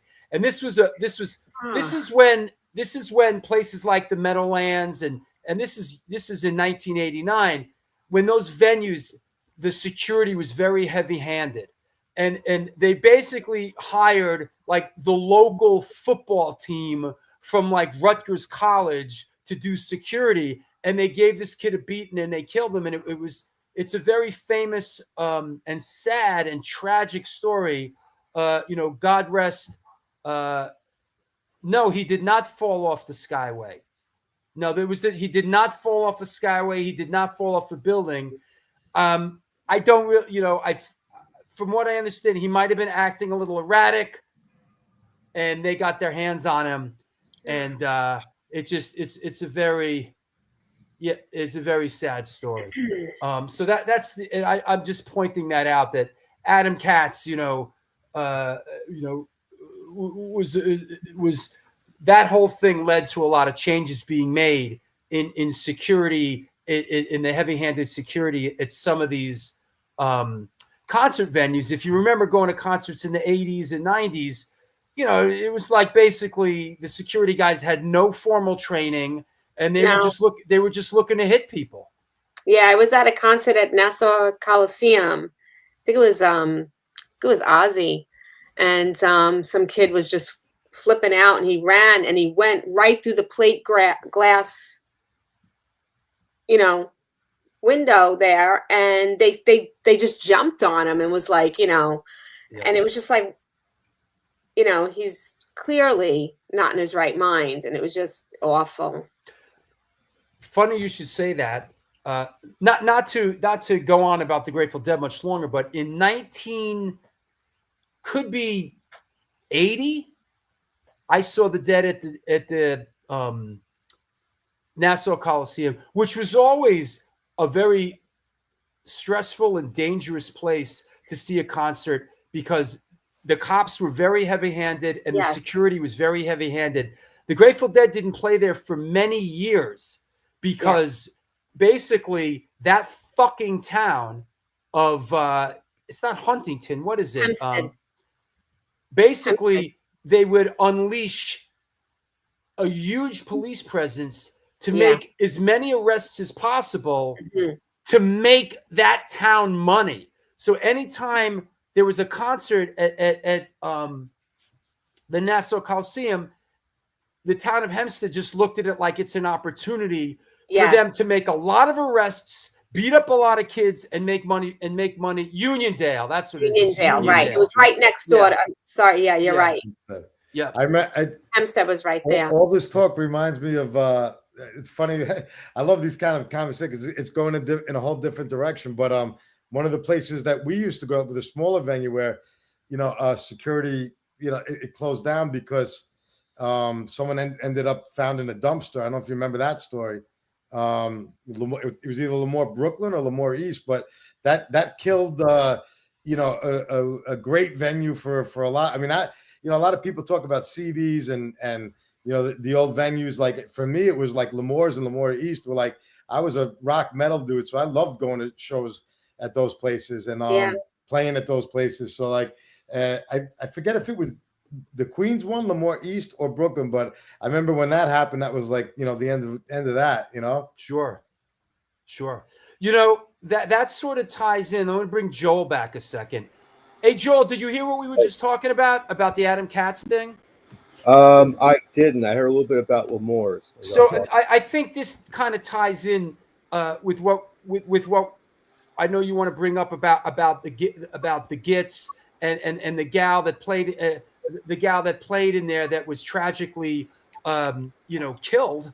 We were talking about Adam Katz, who was sadly passed away at a concert in New Jersey, and it had to do with the security, and that led to a lot of changes.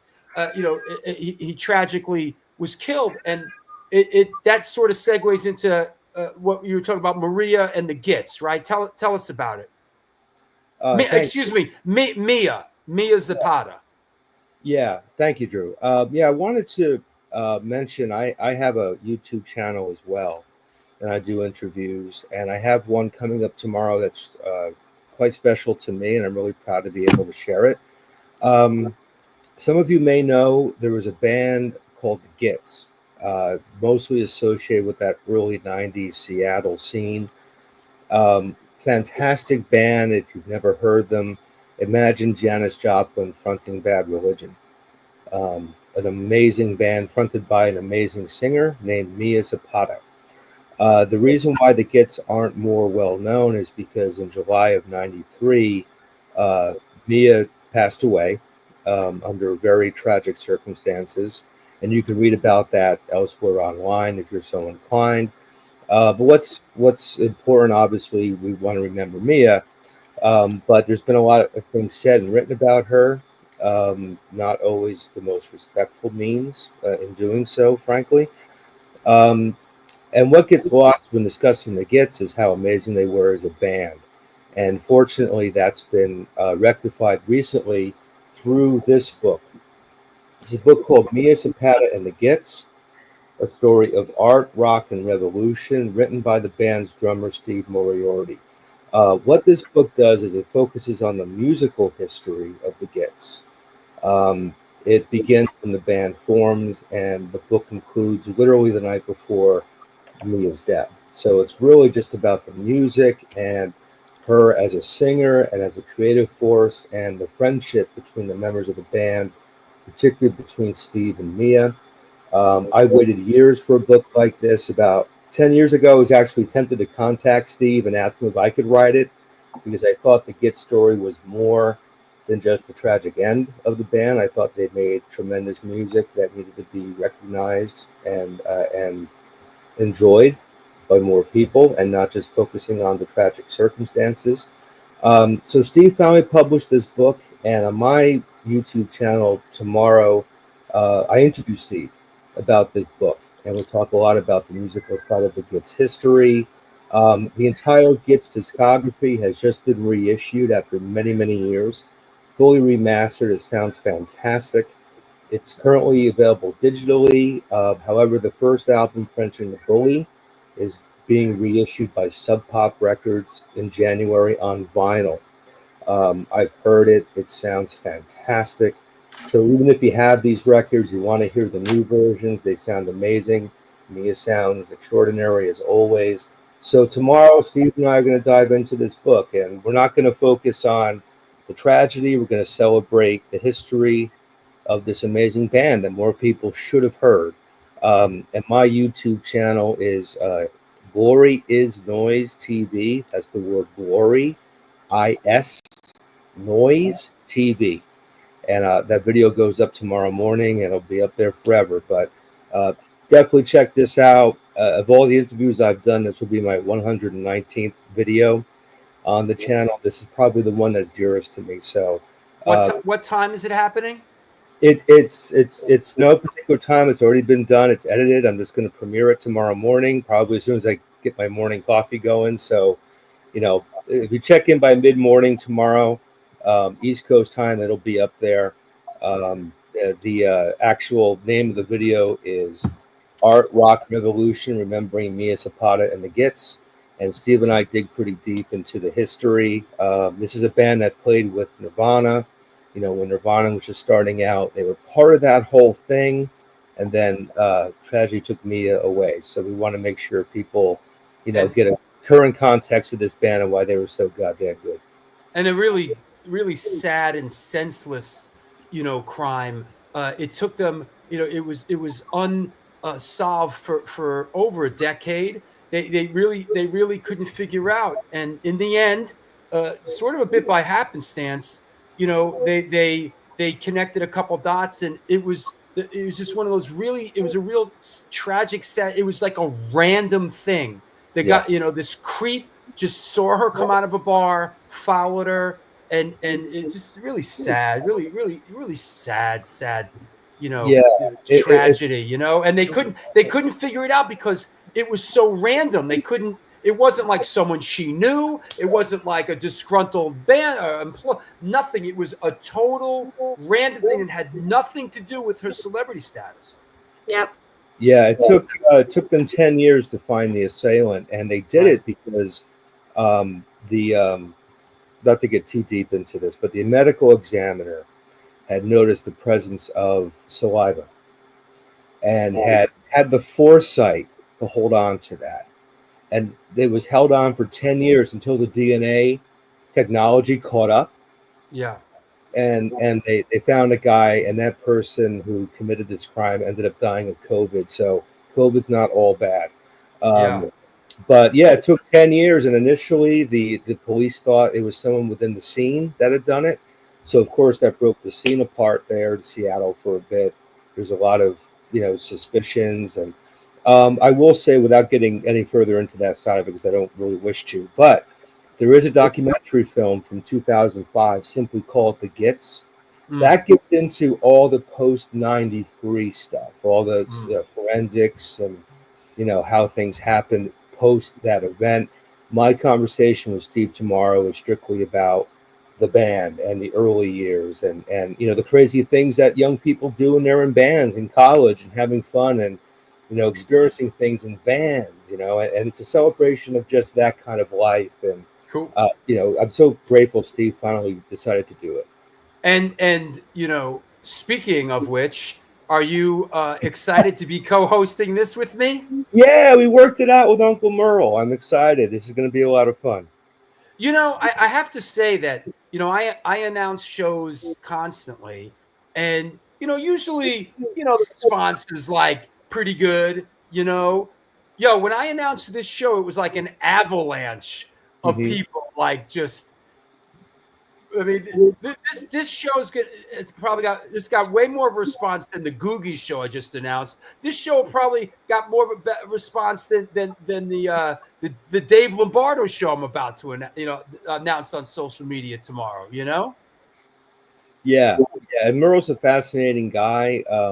One thing I'll say about him, I've been bumping into him for years and years and years now, and I've been going back almost 30 years. I've been bumping into Merle for one reason or another. Cool guy, easy to talk to, easy to get along with, never had a problem with the guy. Obviously, he's got this pretty incendiary history that most of us will never have because we're, maybe a little bit too clean with our hygiene to experience.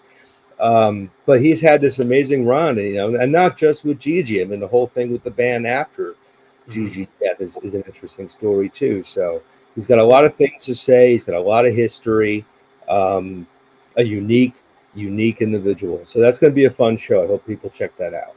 Good. Right on. Anybody else? Well, as far as my end, I got Kevin Ratmanis from the Melvins. He's my next interview after Steve. That's going to be next week. Melvin's Tomahawk, the Cows. He just put out this insane record with Trevor Dunn from Mr. Bungle, actually. And so I'm going to be talking to him about that, and then probably take a little bit of a break off my video stuff. I've got some books happening. There's some things in the works that I can't share yet, but I got to commit to focusing on as the new year starts. So those are my 2 interviews coming up on my channel. Tomorrow with Steve from the Gits, and then Kevin next week. Right on. Hey, I want to take another sponsor break. You're all welcome to come back afterwards. Let me just get this out of the way, and we'll take some questions and we'll just kick it around a bit. If you want to come back, then hang backstage and I'll bring you back. All right. I'll see you in a couple of minutes, all you guys, if you're up for it. That's right. This is the one, the only, often imitated, never duplicated New York Hardcore Chronicles Live. Kind of freestyling it today. Our guest for today, Kevin Agel, had a family situation, had to bail out, but we will be back on Sunday with Brian Slagle from Metal Blade Records. We are sponsored by blah, blah, blah, blah, blah, and the Texas Silver Rush. They're a jewelry design firm and boutique store located in the birthplace of the Texas country music scene in Fredericksburg, Texas. They specialize in working with musicians in all music genres to design and create unique one-off pieces, as well as to style them for stage, album covers, promo photos, and social media exposure. The client list includes Rock and Roll Hall of Famers Greg Riley, Ringo Starr, and of course, Agnostic Front. Information and online sales are being taken at their Facebook and Instagram page, and of course, www.texassilverrush.com. Mad Vintage buys, sells, and collects band shirts, primarily hardcore. The DIY operation was started and is operated by a hardcore kid who just loves collecting and eventually got into vintage clothing, specifically the realm of vintage band shirts. They're always looking to buy out collections to either keep, sell, or trade. New shirts added daily at www.madvintage.com and posted on Instagram. Dig deep into their closet of the crapola and reach out to them. Help me help you, Mad Vintage. Last but not least, come on now, George. 126 Hardcore Clothing is a streetwear brand for restless individuals who don't compromise. They're about being positive, spontaneous, and true to yourself for years. They experimented with several printing methods and materials and collaborated with a large number of designers and illustrators, always giving room for fresh perspectives while retaining the hardcore attitude. Get in touch with them or ramp up your game at www.126clothing.com. Just want to remind you that we are looking for another sponsor. If this is something you are interested in being a part of, please reach out to the New York Hardcore Chronicles Live. Like I said, one more time, want to mention that this Friday we are playing a free show in Brooklyn at Our Wicked Lady.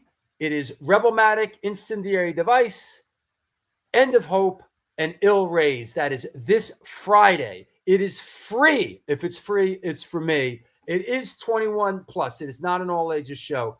So come on out. And of course, the week after that is the annual Women of the Pit Coat Drive Holiday Slamboree with non-residents, My War, Fire is Murder, Shoot the Five, and Serial Poets. Get up, get out, make it happen. That said, any questions, any show suggestions, anything weird, anything you want to point out, post it in the chat room. Let's bring our friends back on, Joel, Devin, Aaron, and Lori. Let's see what is happening here. Yes. Joel, you can answer this. Valerie, is that related to you, Devin? Is Valerie related to you? Yes, that's my mom. Hi, Mom. Oh, what happened to Mia Zapata? I recall she was murdered. Valerie asks Joel, did they ever find out what happened to Mia? I recall she was murdered. Yeah, they did. They discovered the assailant 10 years after the fact. He died and sentenced to, I believe, 34 years, and he died during COVID. So a very well suited punishment for him. But yeah, they finally found him. The band hired a private investigator. Joan Jett helped raise funds for that. That's right. Matter of fact, there's an album called Evil Stig, which is Gits Live backward. That's the Gits fronted by Joan, and it's Oh, a wow. Gits covers, and they did that specifically to help raise money for a private investigator. They did the private investigation. Nothing turned up. The case went cold for years and years and years. And then they just had the tiniest of DNA samples, that was saved for years. And they tested it. They put it through a computer, which was a brand new computer process, by the way. I think like one of the first people they ever tracked was Mia. And then, boom, they had a trace on the other side of the country, and they found the guy. And, I've been seeing, we watch, not that it's a strange type of entertainment, but, we watch a lot of this stuff, a lot of this Netflix stuff, and they have this sort of like reverse DNA thing now. And all these guys are getting busted. All these cold cases are getting solved now on this reverse DNA. They kind of like reverse it, and they kind of find the family tree. It like leads them back to sort of like the family tree, or like he was like a white guy, blah, blah, blah, blah. And they sort of, and then from there, they kind of look at who's on the family tree. And, you just see a lot of these cold cases getting solved after like 20, 30 years. Pretty wild. Yeah. They're doing that for the 9/11 victims too. Yeah. The technology's gotten so much further that they can identify, remnants from back then that they couldn't. Yeah. Back then. Yeah. Yeah. Mike LaRouche, Drew, thanks for signing my ID record on Saturday. ID and Agnostic Front playing together would be New York hardcore epic. Worth the road trip, maybe with Murphy's Law. I'd get on a plane for that. Hey, Michael, was that you that asked the question at the event on Saturday? Because somebody asked about something like that. Yeah, listen, we're ID's got a couple things happening. I don't want to mention them yet, but we're going back out west again, and it looks like we're going out of the country. So I just want to get all that stuff, and we're going into the recording studio. We were just rehearsing last night, and we're just slogging our way, putting it through the grinder, and we've got 10 new songs, and we're going to go into the recording studio and, pretty much try to recreate the sound from the first record, which we really love. We really like the way the first record came out. So, oh yes, it was you. Thank you, Michael. That was solid of you. Thank you, bro. That was very kind of you to ask and give us some love at that event. That was nice. Can I answer a comment from Pat Baldwin or a question here? Pat Baldwin says, love Joel's interview with BT of Wretched Ones. Any plans to have other great Headache Records bands on his show? Well, in answer to that, first of all, thank you. I'm glad you liked the BT interview, and rest in peace, BT. We lost him just a couple months after those interviews. Yeah, I have. I had Larry from Nibuk Headbane on. There's a video of him. There are 3 members of Broken Heroes, a Headache band that I was a member of. They've been on the show. I ran into Armin from Headache about a month ago, and we've been trying to talk about it, and he's not sure there's enough interest. So I tried to convince him to come on and talk about Headache. If you ever run into him, anybody out there, let him know there's interest. He'll come on and we'll chat at that point. But there's always a possibility that those Jersey guys will turn up. No immediate plans, but if there's any suggestions of people I should reach out to from that Jersey scene, let me know, and I'll do my best. Cool. What else? What else we got? Any questions? Yo, what's up, Ryan Bland? Hey, Flora, hit up Ryan. Hey, Flora, hit up Ryan Bland. If nothing else, today's show is a conduit for people to connect with each other. So we're appreciative about that. Let's say perhaps you're trying to reach somebody and you're not sure how to use this thing called the internet or Facebook or Instagram or even text. Feel free to just get on the show in the chat room, and we'll connect you with whoever we're like the old school, like the old days with the switchboard, How may we direct your call? See, it works. Ryan, I got you. Hey, amazing.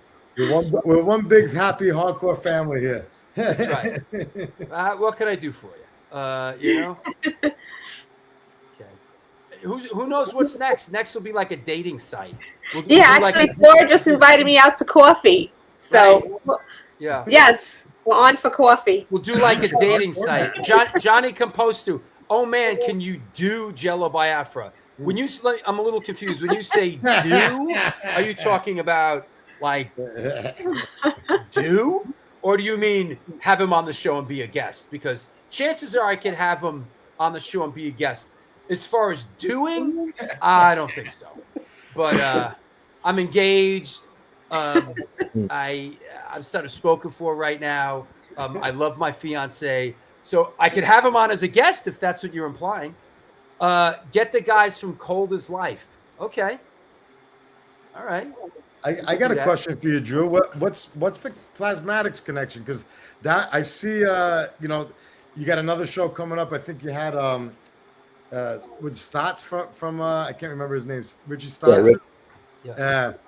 What's the connection there? The Plasmatics was my first punk, you know, foray into punk, you know, when I was a little kid. Well, as far as the connection is, well, we had Richie Stotts on the show, and he was a great guest. He was fantastic. Richie was just absolutely fantastic. And then what happened here was, if you remember, we had Donna Destry on the show a while back, and I got like a message saying, "Hey, I saw the Donna Destry show. I loved it. It was really great. I haven't seen her in years. And by the way, this is West Beach, you know, who used to play in the Plasmatics." And I was like, "Whoa!" I'm like, "Man, you got to come on the show." And he's a guy that does not do many interviews. He did play, I believe, in the entire tenure of the Plasmatics, right, Joel? I think Wes was in the band the whole time, from beginning to end. I think he was actually a little bit later. Yeah, I think the original band was a 4-piece. It was Wendy, Richie, Stu on drums, and Chosoi Fernahana on bass. Is that right, Michael? You had a crush on Wendy. Okay. Me too. You know, interesting about Wes. He joined, I think, after the first EP, or maybe they did an EP and a single, and then Wes joined. But Wes stayed with Wendy when the band broke up. He was the only. I'm looking it up now. Yeah. Him and Chris Romanelli stayed with Wendy. Right. Chris Romanelli played drums, right? Or he played bass. Played bass, right? Yeah, and those guys stuck around for a bit with her, I believe. Yeah. Okay. Yeah. Wes joined a little bit after they started. A little bit after, but he was with them the whole time. Starting in '79. Yeah. And he was with Wendy for years and years after the Plasmatics. And he played on New Hope for the Wretched and all that stuff. I'm with Michael. She was one of my first, crushes. I guess I like the Tomboys because I watching I forget which video where she drives the bus, off the cliff, and I was like, "Ooh, who's that?" Listen, you were an American kid. Basically, you were an American kid, and you saw boobs, and other than National Geographic, as a young teenager. Seeing Wendy O. Williams was like, oh my God. She was like Pinky Tuscadero on steroids. It was like, oh, that's the real deal. Your comments, Lori? I've ever heard. We're just not going there again. Everybody behave. I'm seeing the comments here. Everybody needs to behave. Listen, all the usual suspects. Everyone had a crush on Wendy. See? Yep. Spot on. Behave. She was actually a great person too. She was a vegan and animal lover. Yeah. She was. I'm just looking it up now. Beautiful soul, beautiful tortured soul. She was young. She passed away at 48. Yeah. Yeah. It's too bad because she's the kind of artist that, very sad. She had some demons. It's very sad because someone like Wendy Williams, it would have come around again, and she'd be lauded right now as being a pioneer and being a trailblazer. It's just, it's very sad. Yeah, she was, different. Hey, Ryan Bland. different Ryan on Bland stage. loved the plasmatics. Yeah, of there you course. go. Yeah. Right. Yeah, just a very sweet, beautiful Yeah. person off stage, really. Yeah. Very kind. What isn't Lori? Isn't the book the Women of the Pit book online again? That's this, oh, what's the Etsy The page? thing. Tell us about it. Yes. So, yeah, we had some problems with our Etsy page. It got frozen by Etsy, and it was a mistake. And for 2 weeks, I was trying to get it back online. It is finally back online, just in time for Etsy's $5 off any $30 purchase. Etsy is doing this for all their sellers for Christmas, so they're giving back a little bit. So if you spend over $30, you get $5 back from Etsy. So you can pick up some of our socks are there, our new design that's on tote bags and let me get this tote bags and tank tops. We got some of the old merch up there that's discounted 20%. So if you go there and you spend $30, you get $5 off. And I'm also going to send you either a cooling towel or a CD, your choice. So, Very and cool. that's only until midnight tonight, New York time. So, Awesome. Right on. Hey, Hey, guys, you I got to check out. I'm running late for work. I'm playing hooky so I could be on the show. So can I just give a quick plug to punknews.org where we're going to be Yeah, go premiering ahead. the song and the video on next Thursday, December 19th. It's at noon Eastern time. All of our actions at Butterbrain NYC on Instagram. And I love you, man. I don't want to leave, but I really got to. yeah. Go ahead and we look forward to Awesome. the new Butterbrain stuff, and we look forward to playing with you soon. I'd love to carry I'll the be new at your album show there. on Friday. Nice to I'll meet see you later. guys. I'll see Take you care. on Friday. So, Hey, Lori, just a question about the guitar amps behind you. Are you gonna play through one of these shows, or are you gonna? I didn't know you I were don't have a band. I didn't know you were a guitar player. So I play bass, and I picked up this guitar back here because it had my name on it. Ooh. So it's a Lori guitar. It's like a copy of a Les Paul that they put out through, I think it was Sam Goody in the 80s, 90s. And yeah, it's got Lori. It's a Lori guitar. Okay. Yeah. You have your own line of guitars. I have my own line of guitars, apparently. I was in a vintage shop and I saw Right. it there and I was like, I got to buy that, So I only know how to play power chords so far on that. But That's all you need to know. That's all you need to know. Yeah, Yeah. I'm more of a bass player. So. And I just want to remind everybody the Holiday Slamboree is coming up. It's Sunday, December 22nd. My War is playing. We are excited, and it is the Women of the Pit coat drive. Bring what's the proper terminology? A lightly used? How do you say it? Gently used, clean, Gently used, or a new coat. You can go to Yeah. like Costco or something. Get like you can get like a nice winter coat for like $30, on sale, and bring it out. So we'll be collecting them. Fantastic. Anybody you want to thank, shout out? Why don't you go? Go feed that poor starving thing. My cat is meowing. I'm so sorry. I just want to shout out actually Larry Kelly for giving us all like a really magical Saturday this weekend. It was amazing. And like I said, the details that he put into it from beginning to end, he just deserves Yeah. all Definitely. the love. Larry Kelly put in a lot of work into that, and Yes. months. That was one of those events that, it took months. Yes. All the idiosyncrasies and all the minutia and Yeah. probably And everything he did was just so perfect from beginning right to the party at the end. It was just perfect. Yeah. Really. Yeah. Good job. Yeah. Larry's the man. Yeah. It was. Yep. Absolutely. It was really great. It was like I said in the beginning. It was that one resonated for me. It was a big one, man. It was the first hardcore show I ever saw in 1981 was SSD Control's third show. Those two guys that played Jamie Sharap on bass and Chris Foley, not to be dramatic, but why not? We are on the air, but those guys changed my life. Yeah. Those guys changed my life. When I first saw that band as a young teenager, that really changed my life. And my life went, woo! So that's So Ray Hogan keeps going on about the pillows at the hotel. What's wrong with the pillows? The pillows were him and Steven were complaining because the pillows were tiny. They were folded up though. You had to open up the pillowcase. They popped out. Oh.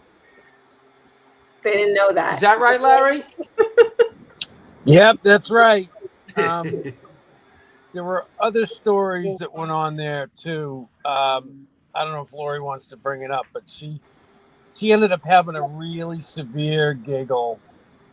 Something happened. She called me and she giggled for an hour and a half straight.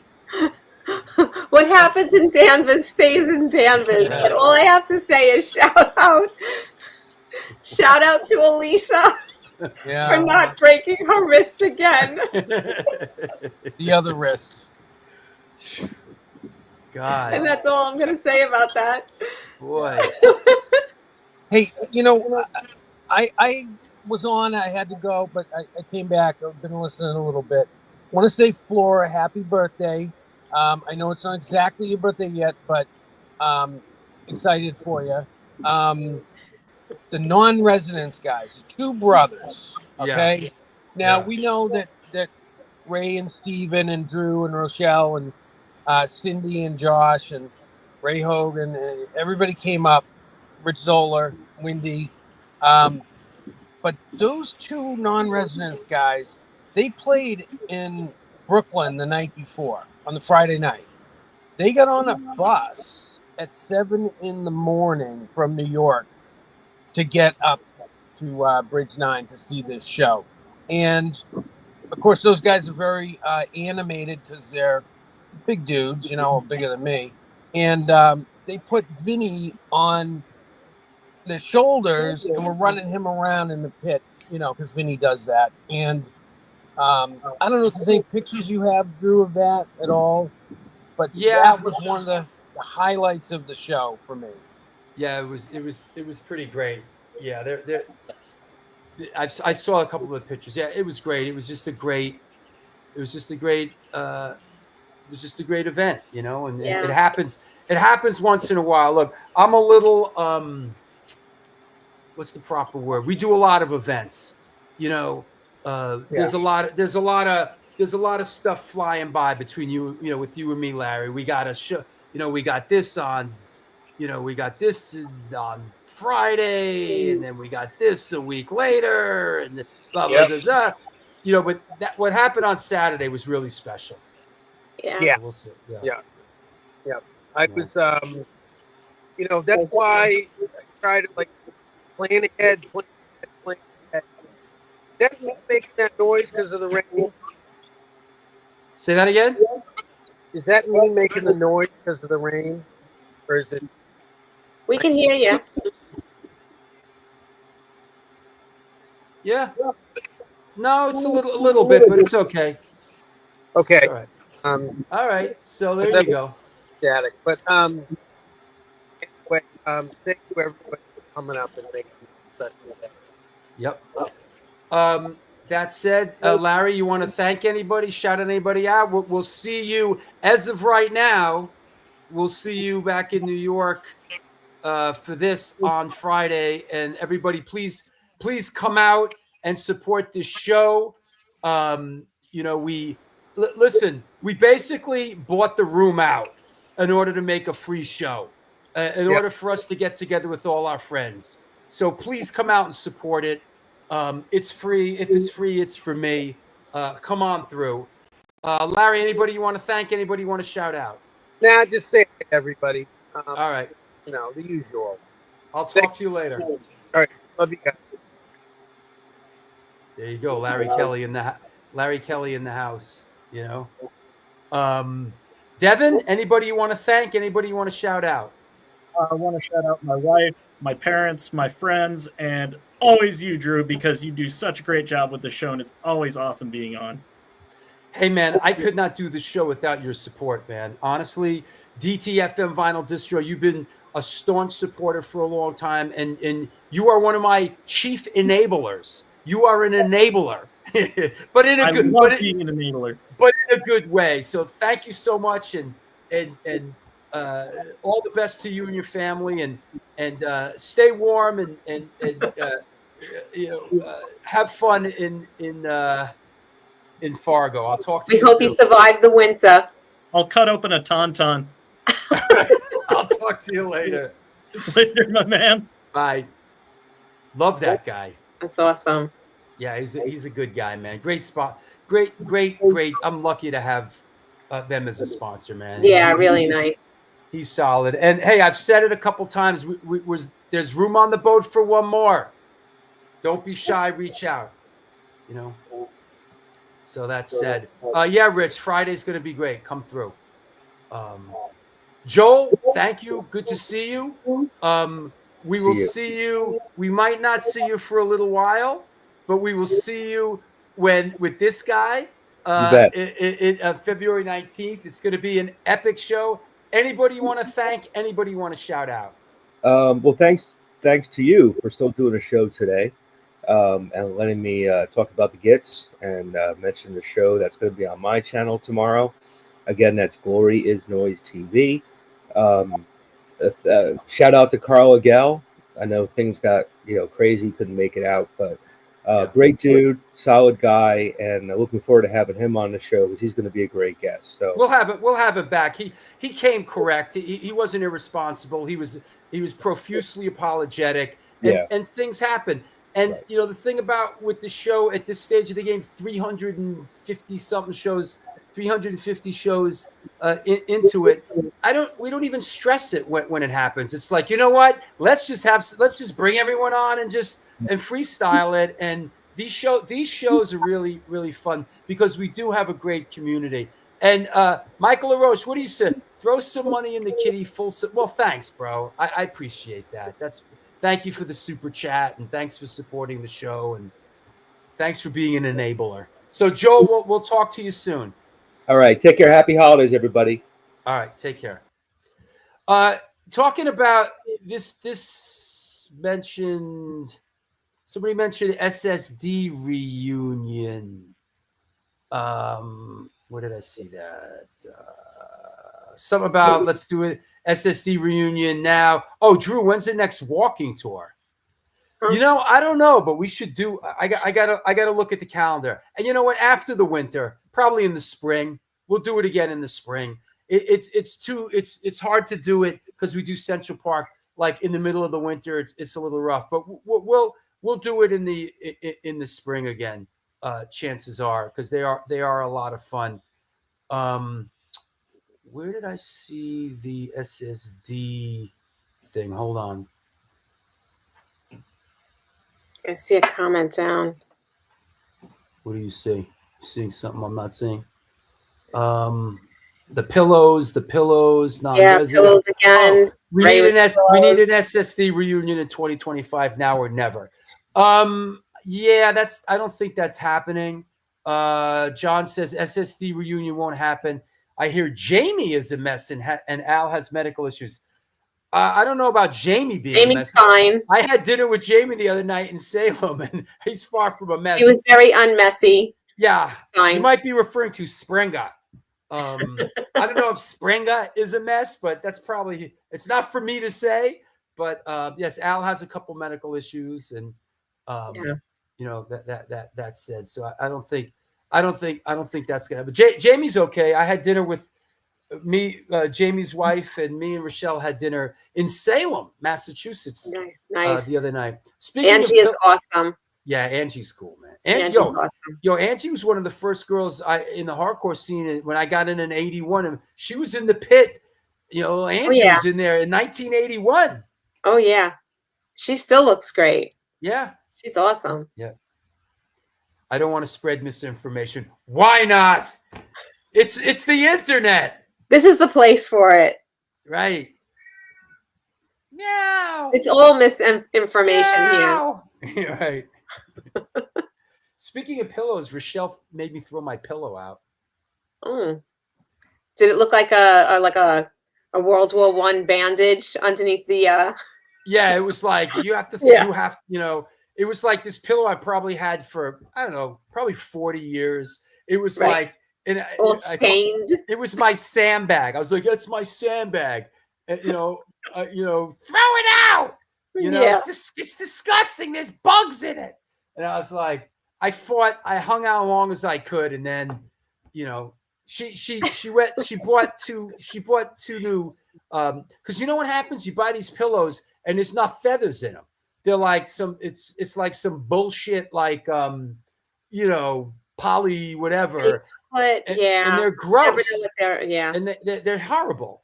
And so she got me like a feather pillow that could be my new sandbag. Right. Right. I just thought the world. Listen. That you'll have for the next 40 years. I just thought the world should know that. Yeah, 40 years. I think I had the pillow for 40 years. Yeah. And let's not talk. Listen. And let's not talk about, what that pillow's probably gone through in the 40 years. That's probably why she wanted it thrown out. I like Michael's comment. I wanted to meet Lori Saturday, but she looked intimidating. Where is that? Oh, right there. Yeah, right. I'm 5'1". I'm 5'1", Michael. I got to watch what I say about the pillow, the past of the pillow, because I'd get in trouble for it later. Like,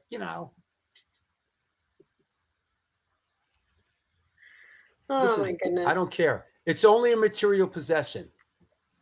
Throw it out. I don't care. Flora says I'm 5'1". Yes, Lori is deadly. Yeah. Oh man.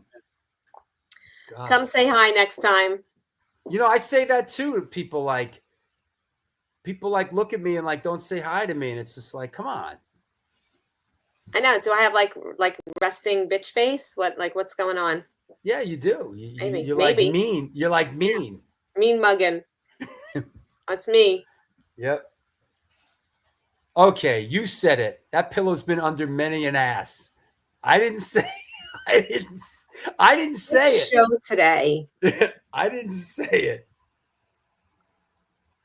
Throw that pillow out. It's disgusting. All right, buy a new pillow, and your ass will be the only ass that's propped up on this particular pillow. You will. Well, you're engaged now, so really you need. That's right. I didn't that's fight only it. Right. I didn't fight it. Listen. If it makes you happy,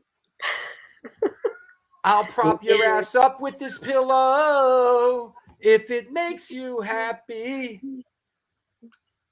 Yeah, filled with love mites. Yeah, good one, Chico. Yeah. That's probably, yeah. It was really too gross, funny. Yeah. Lori's head of New York hardcore security. All right. Yeah. Just kidding, Lori. Drew is taller than I expected. All right. 6 foot, brother. 6 foot 185, man. There you go. Yep. That's it. All right. All right. Enough already. Let's eat dinner. Enough. And I think my cat died of starvation. I'm ready to eat that cat. Yeah. Yeah. A couple days from now, co-hosted by Howie Abrams, Brian Slagle of Metal Blade Records. This is going to be a very, very, very cool fantastic show. That's Sunday. If you're in town, Holiday Warriors come out and play. Rebelmatic ID, End of Hope, and Ill Raised at Our Wicked Lady. Is there anybody you want to thank? Is there anybody you want to shout out? So I think I already shouted out Larry. I just want to thank my ladies and women of the pit. Everybody that drove up on Saturday, everybody from New York. It was so nice seeing, like, friends from New York, friends from Boston, all in one place. It was so nice that I wasn't the one driving 4.5 hours in traffic for a change to get to a show to see everybody. So, yeah. All right. It was great. Good. So everybody at Bridge 9, yeah. I think the meowing has sort of amplified in frequency and in volume. Yeah, she's plotting my death right now, so I gotta go. What happens if you don't feed the cat? If I don't feed the cat, she just keeps meowing. And there's 3 of them in there. They're sitting there. Is that and the one Siamese? of them is the spokesperson. Yes. Is that the Siamese? Yeah, I have 2 Siamese and then a gray cat. I had a male Siamese, and the thing would just be like, rare, rare, Yeah. rare, rare. Yeah. Like, Daddy, I know you're in there. Feed me. Cut it out. Enough already. I'm out here. What the fuck? Like, I had a big male Siamese, and was just like, what the fuck? So, all right. I'll talk to you later. All right. Okay. Bye, everyone. Bye-bye. Well, there you have it. Fun show, nice show. Thanks for stopping by. Flora, thanks for being kind of a big player in the chat room today. Everybody else, Hegs, good to see you. Ryan Bland, John Rasamovich, Michael LaRoche, everybody, Ray Hogan. Nice show, fun show. This is my favorite episode. Is that right? Well, good. I appreciate it. Thanks a lot, everybody. Hopefully we'll see you in Brooklyn on Friday. If not, we'll see you back here with Brian Slagle. Until next time, do good things, and good things will come to you.